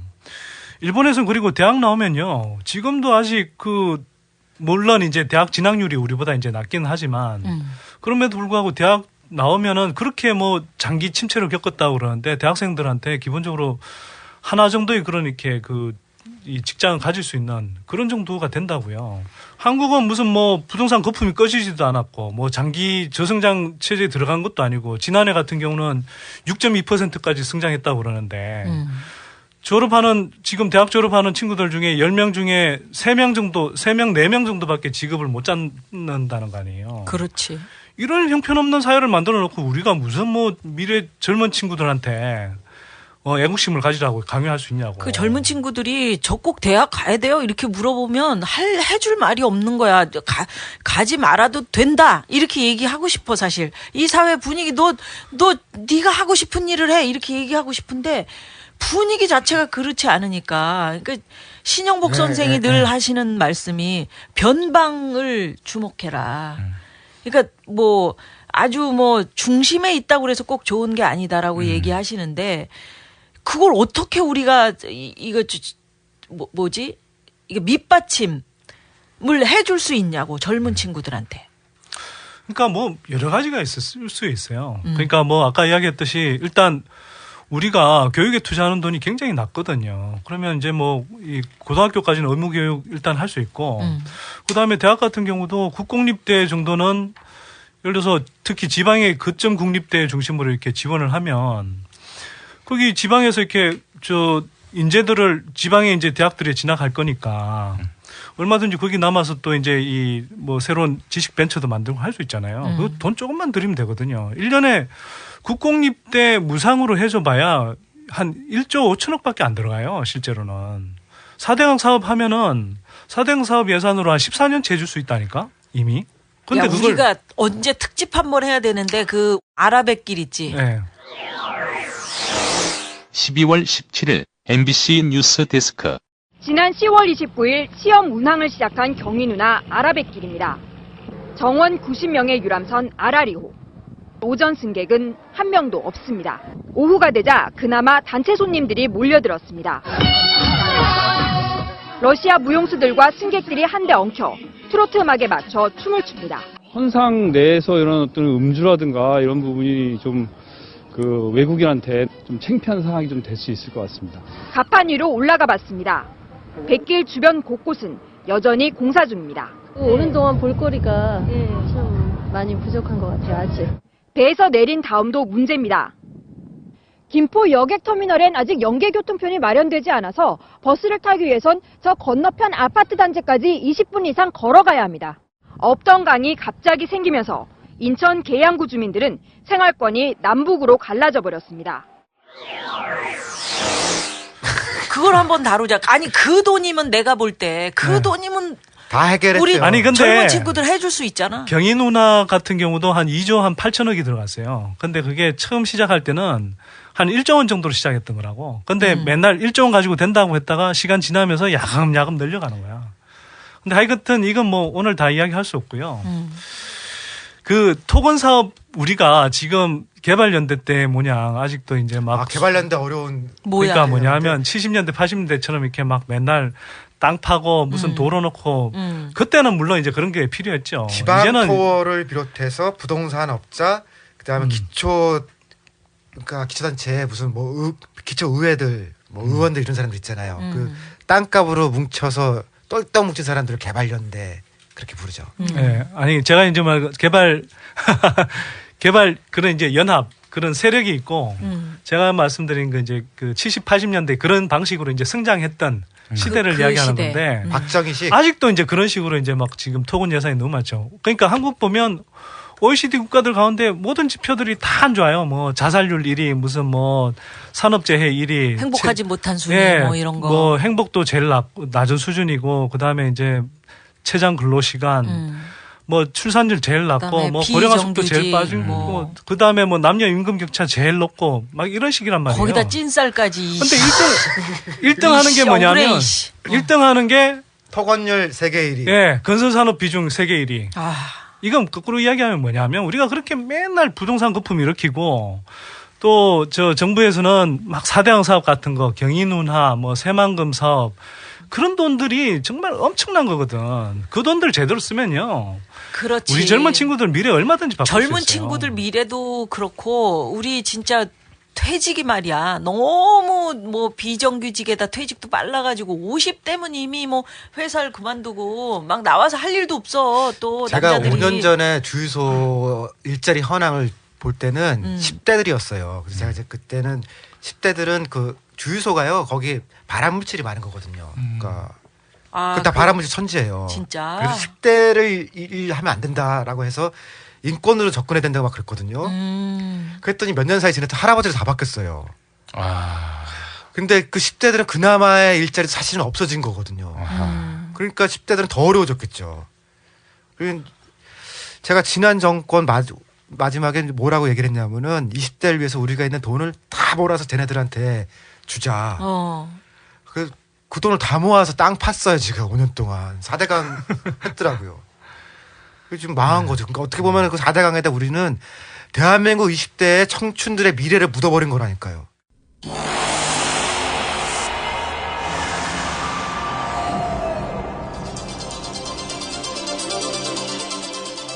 24시간이 황금 시간대에 보내드리는 나는 꼽살이다.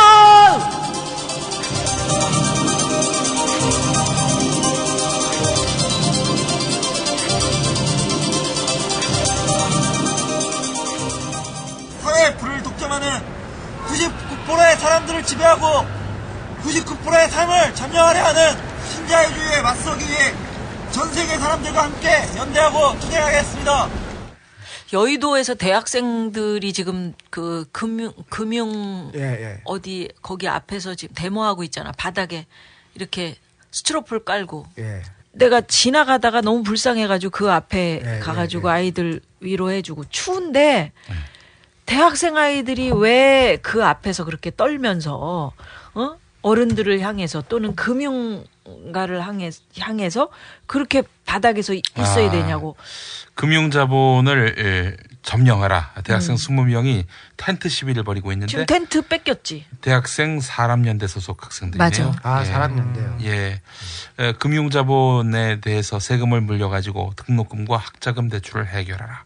20대 고용률은 58%, 일자리 내놔라. 당연한 요구네요. 당연한 요구를 하고 있는데 그마저도 지금 뭐 경찰들한테 텐트 뺏기고 그 아주 휘발유 냄새 퍽퍽 나는 가스 뭐지 그 저기 골로 같은 거 그런 거 한 대 그거 한 대 놔두고 추위에 발발 떨면서 앉아 있더라고. 여학생 한 명이 이런 불쌍했어. 얘기를 했습니다. 여학생 한 명 21살인데 수능 끝나고 강남 호텔에서 예식장 아르바이트 할 때 당시 최저임금이던 3,600원을 받고 일했다. 하루에 7만 원짜리 스테이크를 200개 이상 구웠는데 하루 12시간이라도 내가 구운 스테이크 하나 사 먹을 수 없었다. 이런 말이 상당히 가슴 아프게 다가옵니다. 아니 상황은 이런데 우리 각하께서는 요즘 20대 일제 생각하면 잠이 안 온다는 거잖아요. 그 잠을 안 자고 일자를 만들어 주셔야지. 잠만 안 오면 어떻게? 듣자마자 자기 아들, 딸, 조카 뭐 이런 사람 걱정한 것 같아요. 방법이 없어. 눈물 나. 아니, 지금 현재는. 그러니까 한국이 방법은 많아요. 국민소득 2만 불이니 돈이 없진 않은데요. 이상한 데로 가는 것들을 일단 막고 차단해야 돼. 그러니까 일본이 정권 바꿀 때 콘크리트가 아닌 사람에게라고 하면서 50년 이상 갔던 자민당 정권을 바꿨다는 거 아니에요. 우리도 진짜 콘크리트 대신 사람한테 돈을 넣자라는 걸 한번 당연하지. 해야죠. 돈이 다 어디 갔냐 그러면은 35층, 50층짜리 아파트 있잖아요. 거기가 있는 거 아니에요. 그러니 대학에는 돈이 없고 학생들한테 돈이 없고 20대한테 돈이 없고 그렇죠. 그러니까 콘크리트에 돈이 가니까 땅값, 집값은 오르는데 사람값은 떨어지는 거예요. 그게 이제 경제. 그러니 우리가 이렇게 지하에서 녹음해야 되는 거죠. 연관은 있나요? 근데 얼마든지 바꿀 수 있어요. 세금 제대로 쓰면은. 그래서 제가 세금 혁명당이라는 걸 한 건데 저희 모토가 그거예요. 이제 이 조세 형평성이 기본적으로 무너져 있고 또 한편으로는 돈을 쓰는 데 있어서 막 콘크리트 너무 많이 쓴다는 거죠. 그래서 이제 저희는 탈토건 친생활을 하자. 친생활이라는 건 이제 교육, 문화, 복지 예산을 많이 쓰자. 이런 이야기인 것이고. 실제로 뭐 제가 이제 대충 계산해 보니까 우리가 토건 쪽에 아끼면 지금 공공부문 전체에서는 연간 한 7, 80조씩 써요. 물론 이제 이건 뭐 정부뿐만 아니라 공기업도 들어가지만 7, 80조씩 쓰는데 그중에서 한 20조 정도씩 그냥 콘크리트 예산 중에서만 10조, 20조 아끼는 건 사실 일도 아니거든요.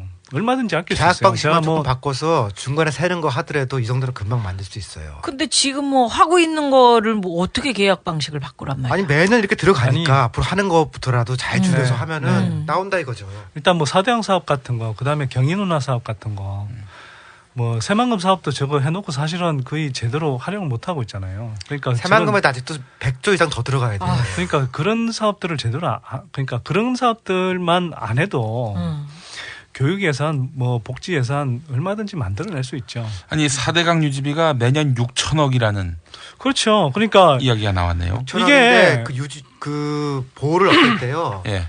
다 없앤다고 생각하면은 그러니까 좀 작게 잡으면은 4천억.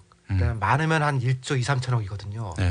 그러니까 다 없애도 유지비 2년치만 하면은 다시 원래대로 기본적인 복원을 할 수 있는 거거든요. 그 보호를 없앤다는 건 무슨 얘기야? 지금 했던 공사를 다 없앤다? 그 중에 제방은 일단 연구를 해야 되는 두고 보호는 일단 없애는 거죠. 보호를 없애도 댐 같은 거. 그럼 원래 상태랑 비슷하게 되는 거니까 100% 이제 생태 복원이 된다는. 들어간 돈은 어떡하냐 이렇게 또 얘기하겠지. 아니 들어간 돈을 아끼느라고 지금부터 유지하려고 그러면은 교훈으로 삼고 없애자. 네, 아니 22조 수밖에 없는 상황이죠. 받고 지금부터 매년 또 6천원 얘기지만 실제로는 거기에 홍수 비용이나 이런 것들은 다른 쪽 그러니까 물 계정으로 빠져요. 그래서 다 합쳐놓고 보면 1조 넘어요. 지금 매년 들어가는 것만 해도. 난 지금 양화대교를 넘어오면서 그거 이렇게 꺾어진 거 그거 언제 어떻게 해야겠다는 얘기인지 왜 꺾어놨는지. 거 아니에요, 지금. 그렇지. 이제 손 안 되겠다는 거지. 원래 어떻게 하려고 그렇게 꺾어놨어? 거기다 배 지나가게 하려다 보니까. 오세훈 그랬구나.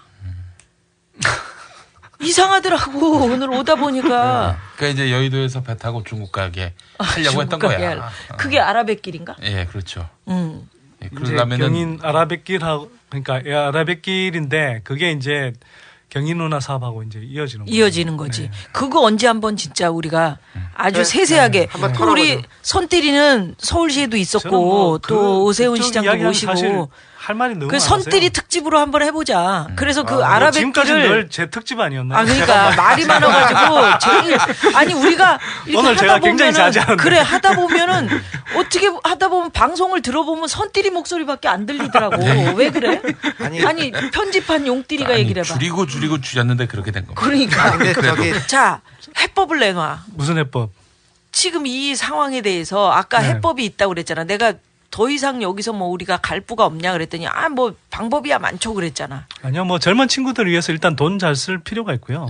잘 쓰는 방법은 이제 아까 말씀드렸듯이 기본적으로 저는 뭐 이 유치원 단계부터 해서 그 다음에 고등학교 정도까지는 의무 교육을 해야 되고요. 그 다음에 국공립대도 선별적으로 지방 거점 국립대를 중심으로 이렇게 하면은 학벌 서열 구조도 없앨 수 있고요. 그 다음에 이제 이 지방에서는 지금 막 인구가 줄고 있고 그다음에 이제 젊은 친구들이 수도권으로 빠져서 지금 뭐 장사도 안 되거든요, 기본적으로. 그러니까 그 얘기 조금만 더 하면은 그러니까 20년 전에는 그러니까 부산이나 대구 이런 데 가 보면은 그러니까 서울에 아주 좋은 대학 갈 거 아니면은 그 지역에는 학교 가라 그랬었거든요. 근데 지금은 그 정도면은 다 서울로 아예 가버린다는 거예요. 그렇지. 그러니까 여러 가지 문제 생기는 거니까 거기 무상으로 해주자. 그럼 그런데 국립대부터라도. 그러니까 이렇게 해서 생기는 폐해가 굉장히 큰 게 뭐냐면 지방은 기본적으로 이게 머리 숫자가 없으니까 기본적인 장사도 안 되고 수도권은 또 수도권으로 이렇게 인구가 순유입된다고 그러는데 그러면 이게 이제 순유입이 되는 인구가 다 20대 때 수도권 대학 올라와서 그 다음에 졸업하고 나서 여기서 이제 직장 잡고 눌러앉는단 말이에요. 여기서 이제 애 낳고 이제 결혼하고 애 낳고 이제 집장만 하고 이런 식이란 말이에요. 그러다 보니까 주택난 있죠. 뭐 교통 혼잡 벌어지죠. 그다음에 환경오염 되죠. 이런 사회적 비용이 연간 수십조 원씩이라고 사실은.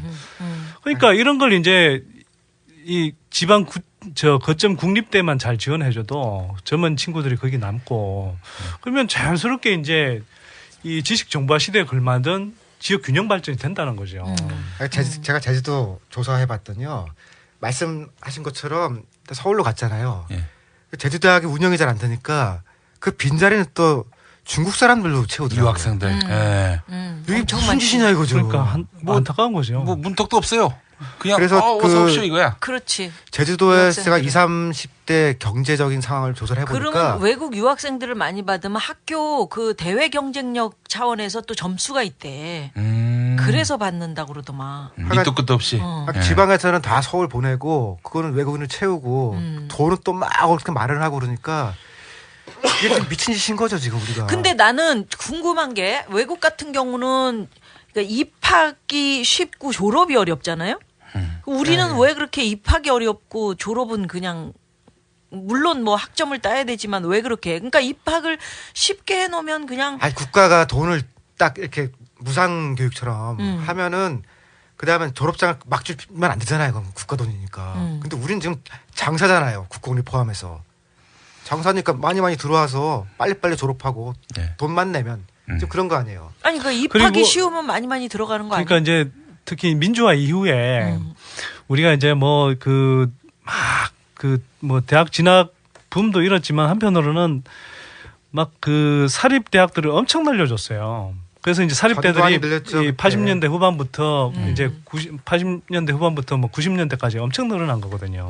80년대는 대학 진학률이 20에서 30%대. 뭐 그러다가 이제 만학도 그런 얘기. 급격하게 올라왔는데 이제는 80%가 넘으니 80%가 넘고 실제로는 대학 가고 싶으면 다 갈 수 있는 구조가 돼버렸어요. 근데 이제 오히려 앞으로는 이제 또 인구가 줄잖아요.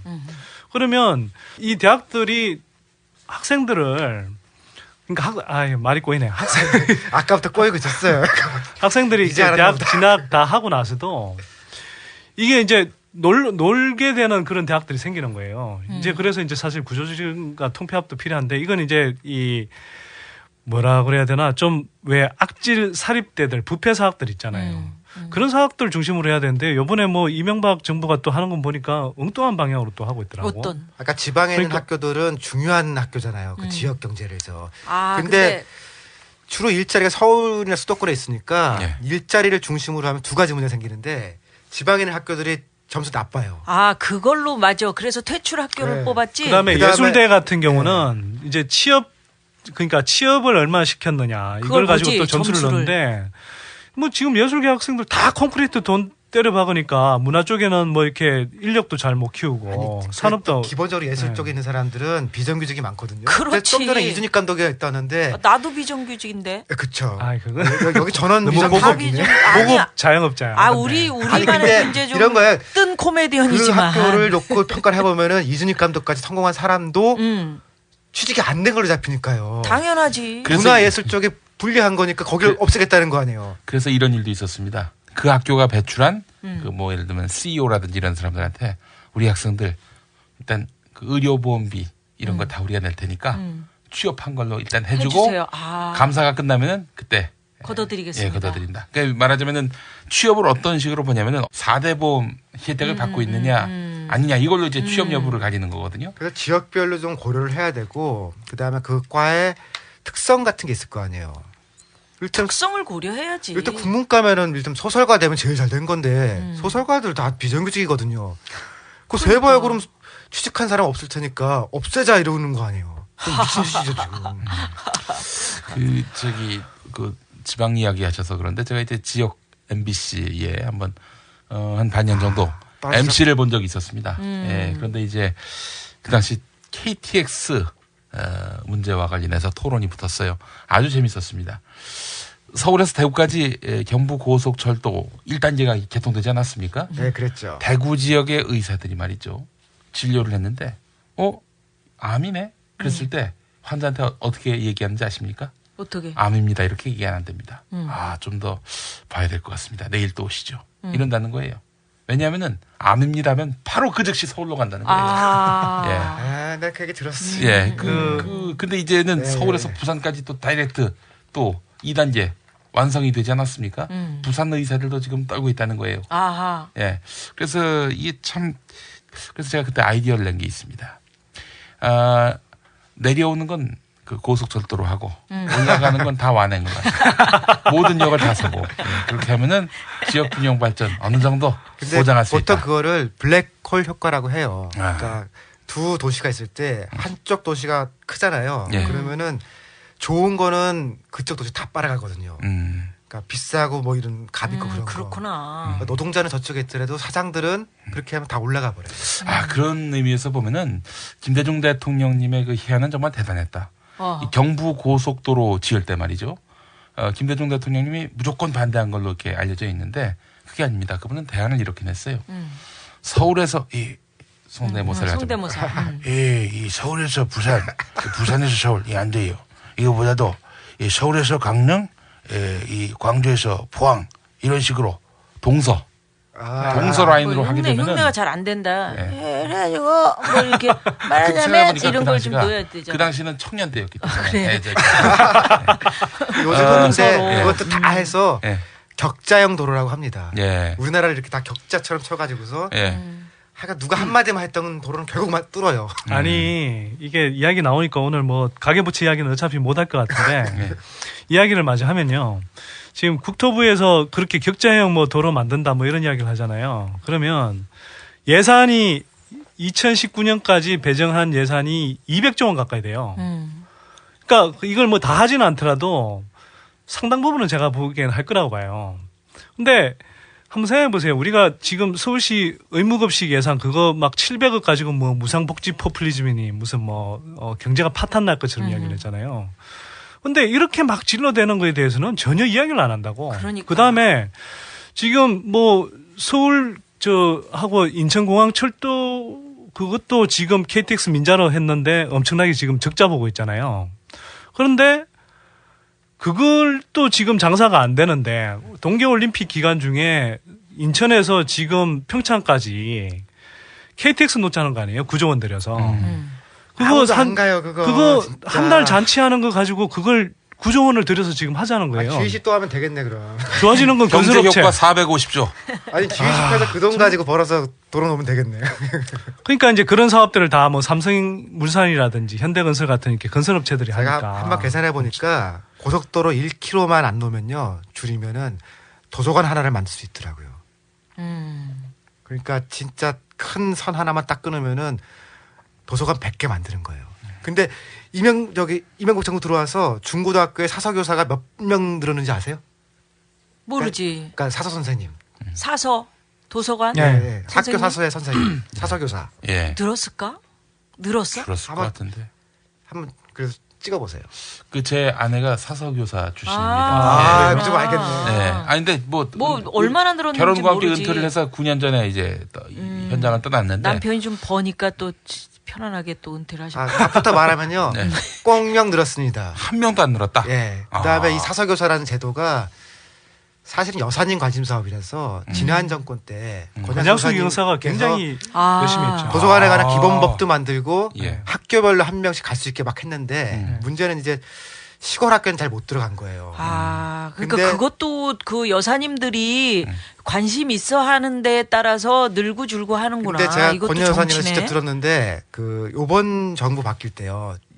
그걸 계속 좀 해달라고 했는데 요번 정부의 여사님 관심 사업은 한식 세계화잖아요. 식당. 우리 처먹는 거 열심히 하는 바람에 아니 한식인데 왜 찐쌀을 왜 우리가 먹게 하시는 거지? 그 외국에다 팔 거만. 아니 그것도 그렇고 뉴욕에 가면은 널려 있는 게 한식당인데. 그래요. 그래서 지금 사서도 교사가 한 명도 안 늘었거든요. 정부 예산을 들여서 또 따로 하냐고. 거기 했지. 황당하죠, 그러니까. 거기 얼마 들였다고 그랬지? 한식 문 50억 예산인가 그때 배정을 했어요. 근데 지금 뭐 구체적으로 어떻게 돼 있는지 모르겠는데. 그래서 도서관에 좀 혹시라도 요번 여사님이 관심 있었으면은 사서교사도 늘고 뭐 좋았을 텐데 완전히 지금 도서관은 망했고 그다음에 사서교사 망했고. 그러면서 애들한테 책만 읽으라고 그러면 말이 돼? 말 안 되죠. 도서관 이야기 나와서 한 말씀 더 드리면 휴가 때 무슨 책 읽는 지금 요거만 딱 놓고 얘기하고 그랬었잖아. 출판사를 읽잖아. 출판사 제목. 그 뭐였지? 나 지금 기억이 안 나는데. 이명박 대통령이 서울시장 시절일 때 제가 가서 인터뷰를 한번 한 적이 있다고 그랬잖아요. 그때 인터뷰 내용이 이제 여러 가지였는데 뭐 서울시가 그때 이제 분양원가 공개한다고 그래서 뭐 그런 이야기도 있었고 한편으로는 청계천 사업을 많이 물어봤어요. 이제 청계천 사업 관련해서 아니 저 청계천 사업에 이렇게 뭐 이 옛날 유적도 많이 나오고 돌탑들도 나오고 이렇게 의미 있는 유적들이 나오는데 저런 거 좀 이렇게 조사를 은밀하게 해가면서 차근차근 해가야 되는 것 아니냐 그랬더니 그 양반 씩 웃으면서 하는 이야기가 저거 다 돌덩이야 돌덩이. 그런 거예요. 그 다음에 고인들도 돌덩이죠. 아니 근데 왜 그 다음에 또 하나는 뭐냐면 그 당시에 이제 박경리 선생님이 지금 돌아가셨지만 토지. 예, 동아일보에다가 칼럼을 쓰셨는데 뭘 쓰냐면 청계천 사업을 내가 이렇게 하라고 거기다 이야기를 해야 했지만 된다고 쓰셨죠. 했는데 지금 저 이명박 시장처럼 저렇게 이제 막 인공적으로 물 끌어와서 저 거대한 이렇게 막 분수대 만드듯이 저런 식으로 할 거면 차라리 좀 더 해안을 가진 그런 시장을 기다려서 천천히 하라고 했을 텐데 내가 뭐 지금 땅을 치면서 통곡한다 뭐 이런 식의 이제 칼럼을 썼단 말이에요. 그걸 물어봤어요. 물어봤더니 그냥 저 당시에 이제 이명박 대통령이 하는 말이 뭐냐면 그거 뭐 박경리 선생님이 쓴 게 아니라 누가 대필 했대 그런 거예요. 황당하잖아요. 그래서 제가 그걸 저 미디어 다음에 기자로 있을 텐데 그걸 본문 그대로 다 썼어요. 그랬더니 또 서울시에서 막 연락이 와. 그래서 이게 빼달라는 거예요. 돌멩이라는 표현하고 박경리 선생 뭐 대필했다는 표현 이런 거. 아니 그거 다 한 것 아니냐. 그랬더니 자기는 간추렸을 줄 알았대. 아니 그때도 안 간추렸고 선대는 말할 때. 지금 이게 문제가 있는 게 지금 명동성당도 재건축하면서 그 밑에 아주 대갓집의 집 터가 나왔다는 거 아닙니까? 그래가지고 그것을 보존하자. 그다음에 하수 물길? 그러니까 우리 그 역사에 굉장히 중요한 그 뭐 빨간 벽돌인가 뭐 이런 걸로 그대로 만들어진 게 있다는 거야. 그래서 많은 사람들이 이제 그거를 파지 못하게 하는데 공사하는 사람들은 어떻게 하냐면 그런 유적이 나오면 복잡하거든. 공사 기간 늘어지고 포크레인으로 그냥 파버리는 거야.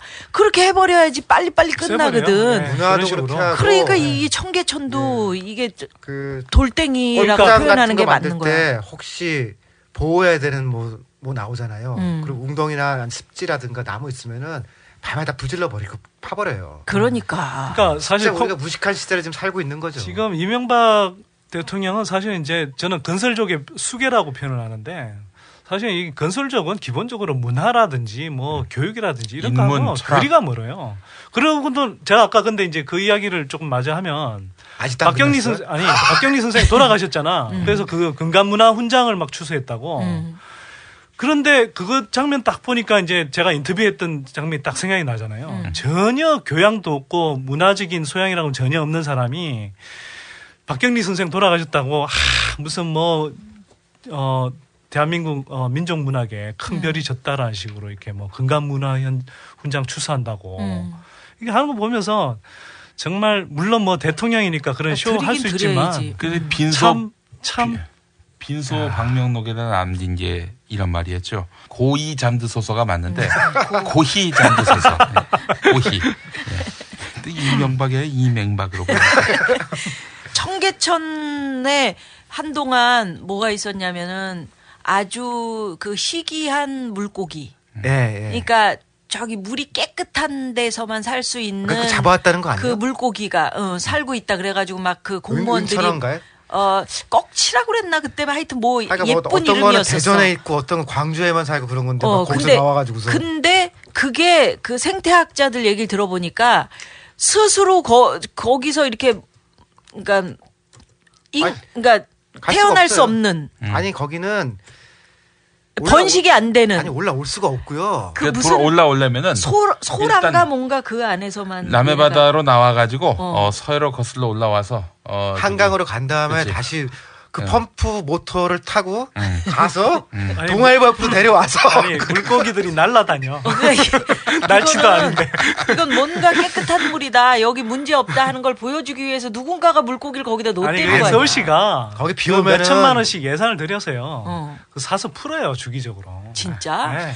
야. 지난번에 가보니까 어떤 청소하는 아저씨들이 물 속에 그 왜 녹조 있지 녹조 그게 물이 더러우면 끼는 거거든. 돌에 예쁘게 돌을 해놨는데 거기 녹조가 낀 거야. 그거를 이렇게 빗자루로 문질러가지고 청소하고 있더라. 청계천뿐만 아니고요. 녹조 얘기 나왔으니까 지금 그 활당 근처에 식수원 보호구역이잖아요. 거기 녹조가 지금 생겨서 분당 일대부터 지금 식수원에 냄새가 난다는 수돗물에서. 그래서 진짜? 그게 지금 막 논쟁인데요. 제가 보기에는 이건 4대강 때문이거든요. 그전에 한 번도 그런 적이 없었는데 4대강 물 막고 나니까 북한강 일부와 이렇게 해서 한강도 드디어 이제 녹조가 생긴 거예요. 근데 큰일이다. 환경부에다 막 뭐라고 했더니 환경부에 있는 이 새끼들은 뭐냐면요. 그게 그러니까 씨발 새끼라고 지금 하려고 그런 거 아니었어요? 요번에는 확실히 하고 안 하려면 안 해. 가을에 덥고 비가 안 와서 그렇다는 건데 녹조는 원래 여름에 오는 거예요. 가을에도 녹조가 올 정도면 무지하게 심각한 거거든요. 그러니까 이 정도면 지금 서울 전역이 식수원 때문에 비상이 걸렸어야 되는데 환경부가 막아야 되는 사람들인데 화를 내. 아니 얘들은 이건 자연적인 거다. 말도 안 되는 얘기죠 지금. 아이고 큰일입니다. 그리고 나서 아주 훌륭한 공무원들하고 끓여 먹으면은 3분 이상 끓이면 괜찮다라는 거예요. 우리 동네도 시골이라 수도가 안 들어와요. 우물 먹고 사는데 고기 그 소하고 돼지하고 다 묻었잖아. 그러니까 크게 진짜 걱정이라니까 시골 사는 지금 사람들은. 청계천 1년 유지비가 얼마입니까? 매년 한 80억 정도 들어가요. 올해는 2005년에 청계천 개방할 때는 18억이라고 얘기했습니다. 아니 그러니까 이 이명박의 그 각하라고 표현해야 되나? 이 각하의 패턴을 보면 이래요. 그러니까 생색내는 건 자기가 돈 막 끌어서 갖고 다 해. 그리고 나서는 부담으로 돌아오는 것 있잖아요. 그 다음에 돈 들어가는 거. 뒷감당. 이런 건 다 뒷감당은 다 뒤로 하도록 만들어놔. 대표적인 게 버스 중공연대인데 연간 4천억 되죠. 그러니까 그 돈 다 모아가지고 우리 좀 어려운 사람들 찐쌀 안 먹게 해달라 말이야. 그것뿐만 아니라 청계천 상인 몰아내가지고 어딥니까? 거기. 가든5 거기. 동양 최대 유령 단지라고 우리가 부르고 있습니다. 아 그게 그거구나. 가든5가 난 뭘 선전하는 원래 건지 청계천에 있는 몰랐었어. 분들 장사 때문에 옮겨준다 그러면서 거기서 또 떼어먹고 거기서 또 헤쳐먹었죠. 엄청난 분양비로 감히 그 입주할 엄두가 안 나요. 너무 비싸요. 이게 왜 분양비가 이거 오늘 이야기가 진짜 이상한 데로 막 있어요. 근데 이 말씀까지만 하시죠. 오늘 뭐 여기까지 합시다. 예.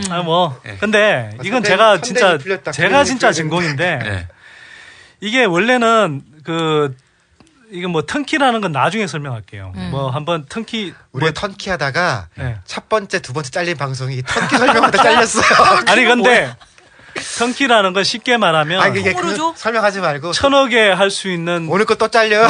저 600억에 할 수 있는 걸 950억에 하도록 하는 게 턴키 방식이라고 생각하면 돼요. 600억에 할 수 있는 거를 600억에 할 수 있는 걸 한 35% 부풀려 주는 거지.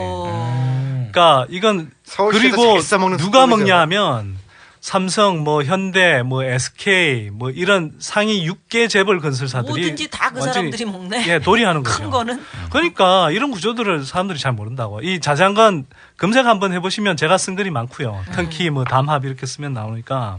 근데 설명하다 우리가 방송 못했어요. 그 가든5가 원래 사업비가 원래는 2,500억에서 시작했어요. 근데 지금 1조 8천억까지 늘어났다고. 지나다니면서 가든5가 뭐야 도대체 맨날 그랬었는데. 네. 근데 이제 그게 원래는 동남권 유통단지 사업이라고 해서 이제 시작을 했죠. 근데 그게 서울시에 이명박이 있을 때 한 사업만 해도 그게 그때 이제 1조 3천억을 들여서 했는데 턴키로 하는 바람에 실제로는 그러니까 1조에 할 수 있는 걸 1조 3천억에 해버린 거예요.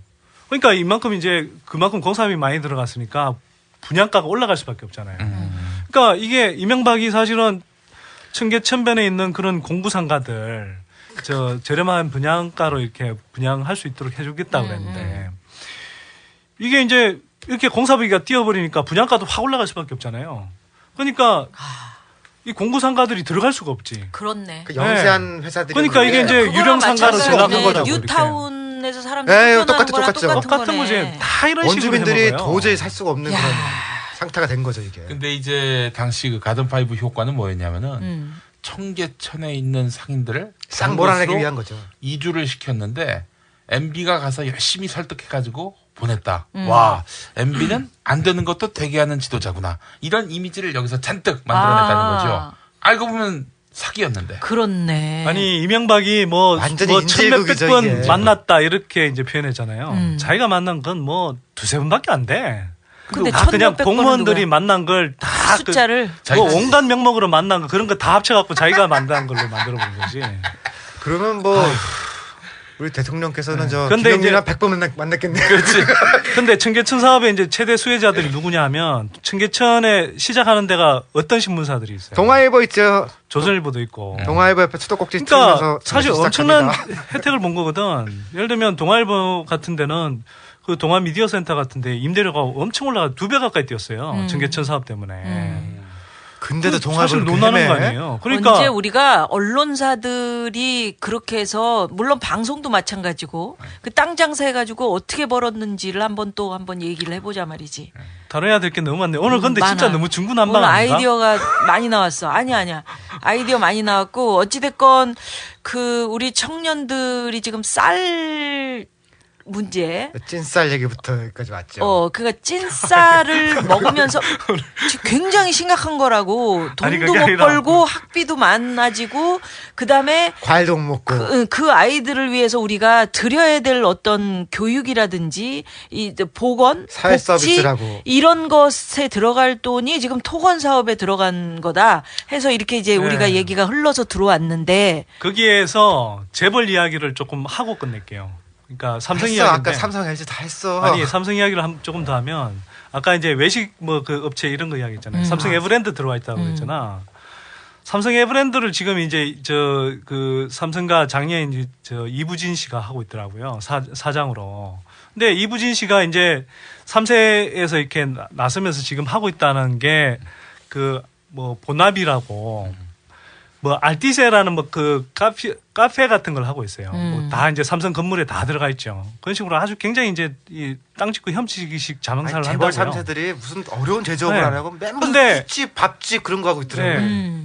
그걸 하는 거에 더해서 요번에 이제 삼성 에브랜드까지 맡은 거예요. 그래서 한다라는 게 이제 그런 외식 사업 뭐 이런 케이터링 사업 이런 걸 하고 있는 거예요.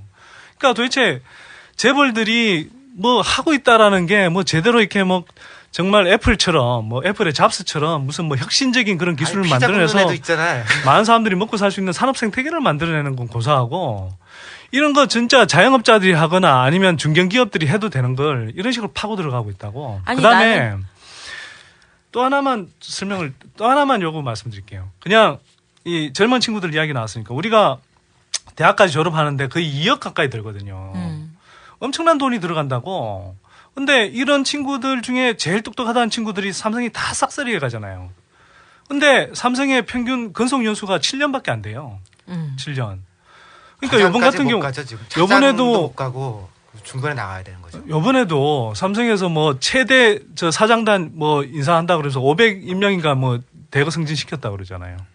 근데 언론에서 보도를 안 한 게 뭐냐면 그러면서 실제로는 예년에 비해서 한 2배가 넘는 인력들을 잘랐다고. 부장, 차장급, 중견 간부들을. 그렇게 잘라내요. 근데 자르는 방식이 굉장히 진짜 악질인데, 예를 들어서 삼성카드 쓰잖아요. 삼성카드 나눠주고 이제 다 삼성카드 쓰게 하거든. 거기에 이제 삼성카드에 나오는 정보들을 가지고, 예를 들어서 무슨 뭐, 이 룸살롱 갔느니, 또는 아니면 근무 시간에 체크한 걸로 돼 있는데 초과 근무한 걸로 돼 있는데 무슨 그 시간에 뭐 버스 탑승했다 교통카드도 기능도 딸려 있으니까 거기에 이제 그 전에 뭐 나가서 이제 저 버스 탄 걸로 돼 있으면 그런 거 빌미 잡아서 잘라버린다고요. 그 다음에 삼성이 아니고 완전히 뭐 FBI 플러스 네. 뭐 금융회사 플러스 그러니까 이게 그런 걸 아주 막 사생활을 아주 철두철미하게 감시한다고. 예를 들어서 이 삼성 사내 메신저 중에 싱글이라는 게 있어요. 싱글상에서 예를 들어서 이제 뭐 이 사람들끼리 뭐 대화하면서 뭐 예를 들어서 사내 연애라든지 이런 게 있을 수 있잖아요. 좀 불미스러운 게. 물론 근데 이런 걸 물론 뭐 그런 것 자체가 좋은 현상은 좋은 뭐 바람직한 건 아니라 할지라도. 눈 맞아서 연애할 수 있죠. 아니 어쨌든 그런 사생활에 해당되는 걸 감시해서 그런 걸 잘라버린다고요. 그러니까 삼성전자의 커플은 어떻게 결혼을 했게?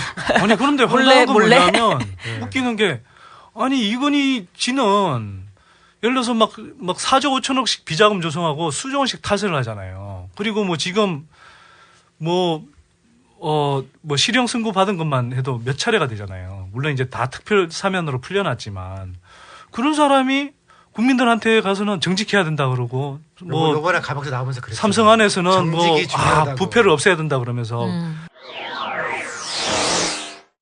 모든 국민이 정직했으면 좋겠다. 모든 국민이 정직했으면 좋겠다. 네. 거짓말 없는 세상이 해야 되고. 조그만 그런 뭐 부정비리 이렇게 걸린 사람들이나 이런 사람들 다 이건희의 잘라버리고. 젊었을 때 그 얘기 내가 다음번 방송 때 꼭 한번 해줄게요. 뭔데? 지금 좀 얘기를 해주면. 아니야, 그 아버지의 왕당파들하고 어떻게 싸웠나. 재밌겠다. 왕당파 제거하던 얘기 제가 한번 나중에 해드릴게요. 오케이 해주고 누나의 소망은 딴 게 없어. 그냥 어찌됐건 다른 거 뭐 거대한 걸 바라는 게 아니고 우리 학생들 내 새끼들 3,000원짜리 팔지만 6,000원짜리 밥 다오. 난 이거야. 이게 할 수 있다고. 아니, 다른 나라는 얼마든지 할 수 있지. 했죠, 그거를. 아니 삼성이면 할 수 있고 현대면 할 수 있잖아. LG 할 수 있고 그다음에 지금 사학재단들 또는 국공립은 또 나라에서 조금 좀 지원해주면 되는 거고. 얼마든지 할 수 있어요. 할 수 있지. 대학생 아이들 너무 불쌍해. 아동수당 주고 교육수당까지 주는데. 어찌됐건. 조상님들이 쌀농사 지어가지고 우리 쌀 팔아서 고생하면서 우리들 키웠잖아. 근데 지금은 새우젓. 이제 그러니까 지금 제사상에 중국 찐쌀밥이 웬 말이냐 이럴 상황이야. 떡 올라가는 거는 찐쌀일 수도 있죠. 그래 떡, 술 다 그렇지 지금. 막걸리면은 그럴 확률이 높고. 아니 그러니까 우리 부모님들은 막 되게 고생하면서도 아들 딸들이 다 잘 되길 바라면서 이렇게 이제 고생하신 거잖아요. 근데 애들은 지금 찐쌀을 먹고 있다는 거지. 그러니까 근데 우리가 지금 그때보다 훨씬 잘 살게 됐는데 우리 아이들한테 비싸지고. 지금 막 미친 등록금 만들어 놓고 그다음에 일자리도 없게 만들어 놓고 애들한테 찐쌀 먹이고 있고 이게 무슨 짓이냐고. 에이씨. 그래서 뭐 진짜 이런 돈은 쌍 소리가 절로 나오는데 사대강 강바닥에 다 처박아 버리고. 자. 이렇게 끝내자. 늘 이렇게 끝내자. 정치는 쫄지 마. 경제는 졸지 마. 그래. 자, 그래서 그렇게 하고 누군가가 욕 제일 잘하는 우리 우띠리가 뒤에다가 김총수 하는 걸 붙여. 저는 잘하는 욕이 따로 있는데. 아이 그래도 그게 멋있잖아. 나 이거 잘하는데. 야, 이 개새끼들. 아니, 난 뿌리 깊은 나무 보면서 그 한석규가 세종대왕 역할을 하잖아요. 잘하더라. 그러니까, 근데 욕을 아주 뭐 부드럽게 니미럴 지랄, 우라질. 그러면 뭐 각자 써. 누나는 쌍이야 쌍. 자, 그럼 각자 뒤에 붙이는 거야. 자, 정치는 누나가 외치면 해. 같이 해. 꼭 선띠리는 아니 그게 아니라 이렇게 해야 되나 그걸? 해. 안 하면 맞아. 누나 시키는 대로 해. 무서워. 정치는 쫄지 마. 경제는 졸지 마. 샤. 지랄이 풍년이야 하여튼.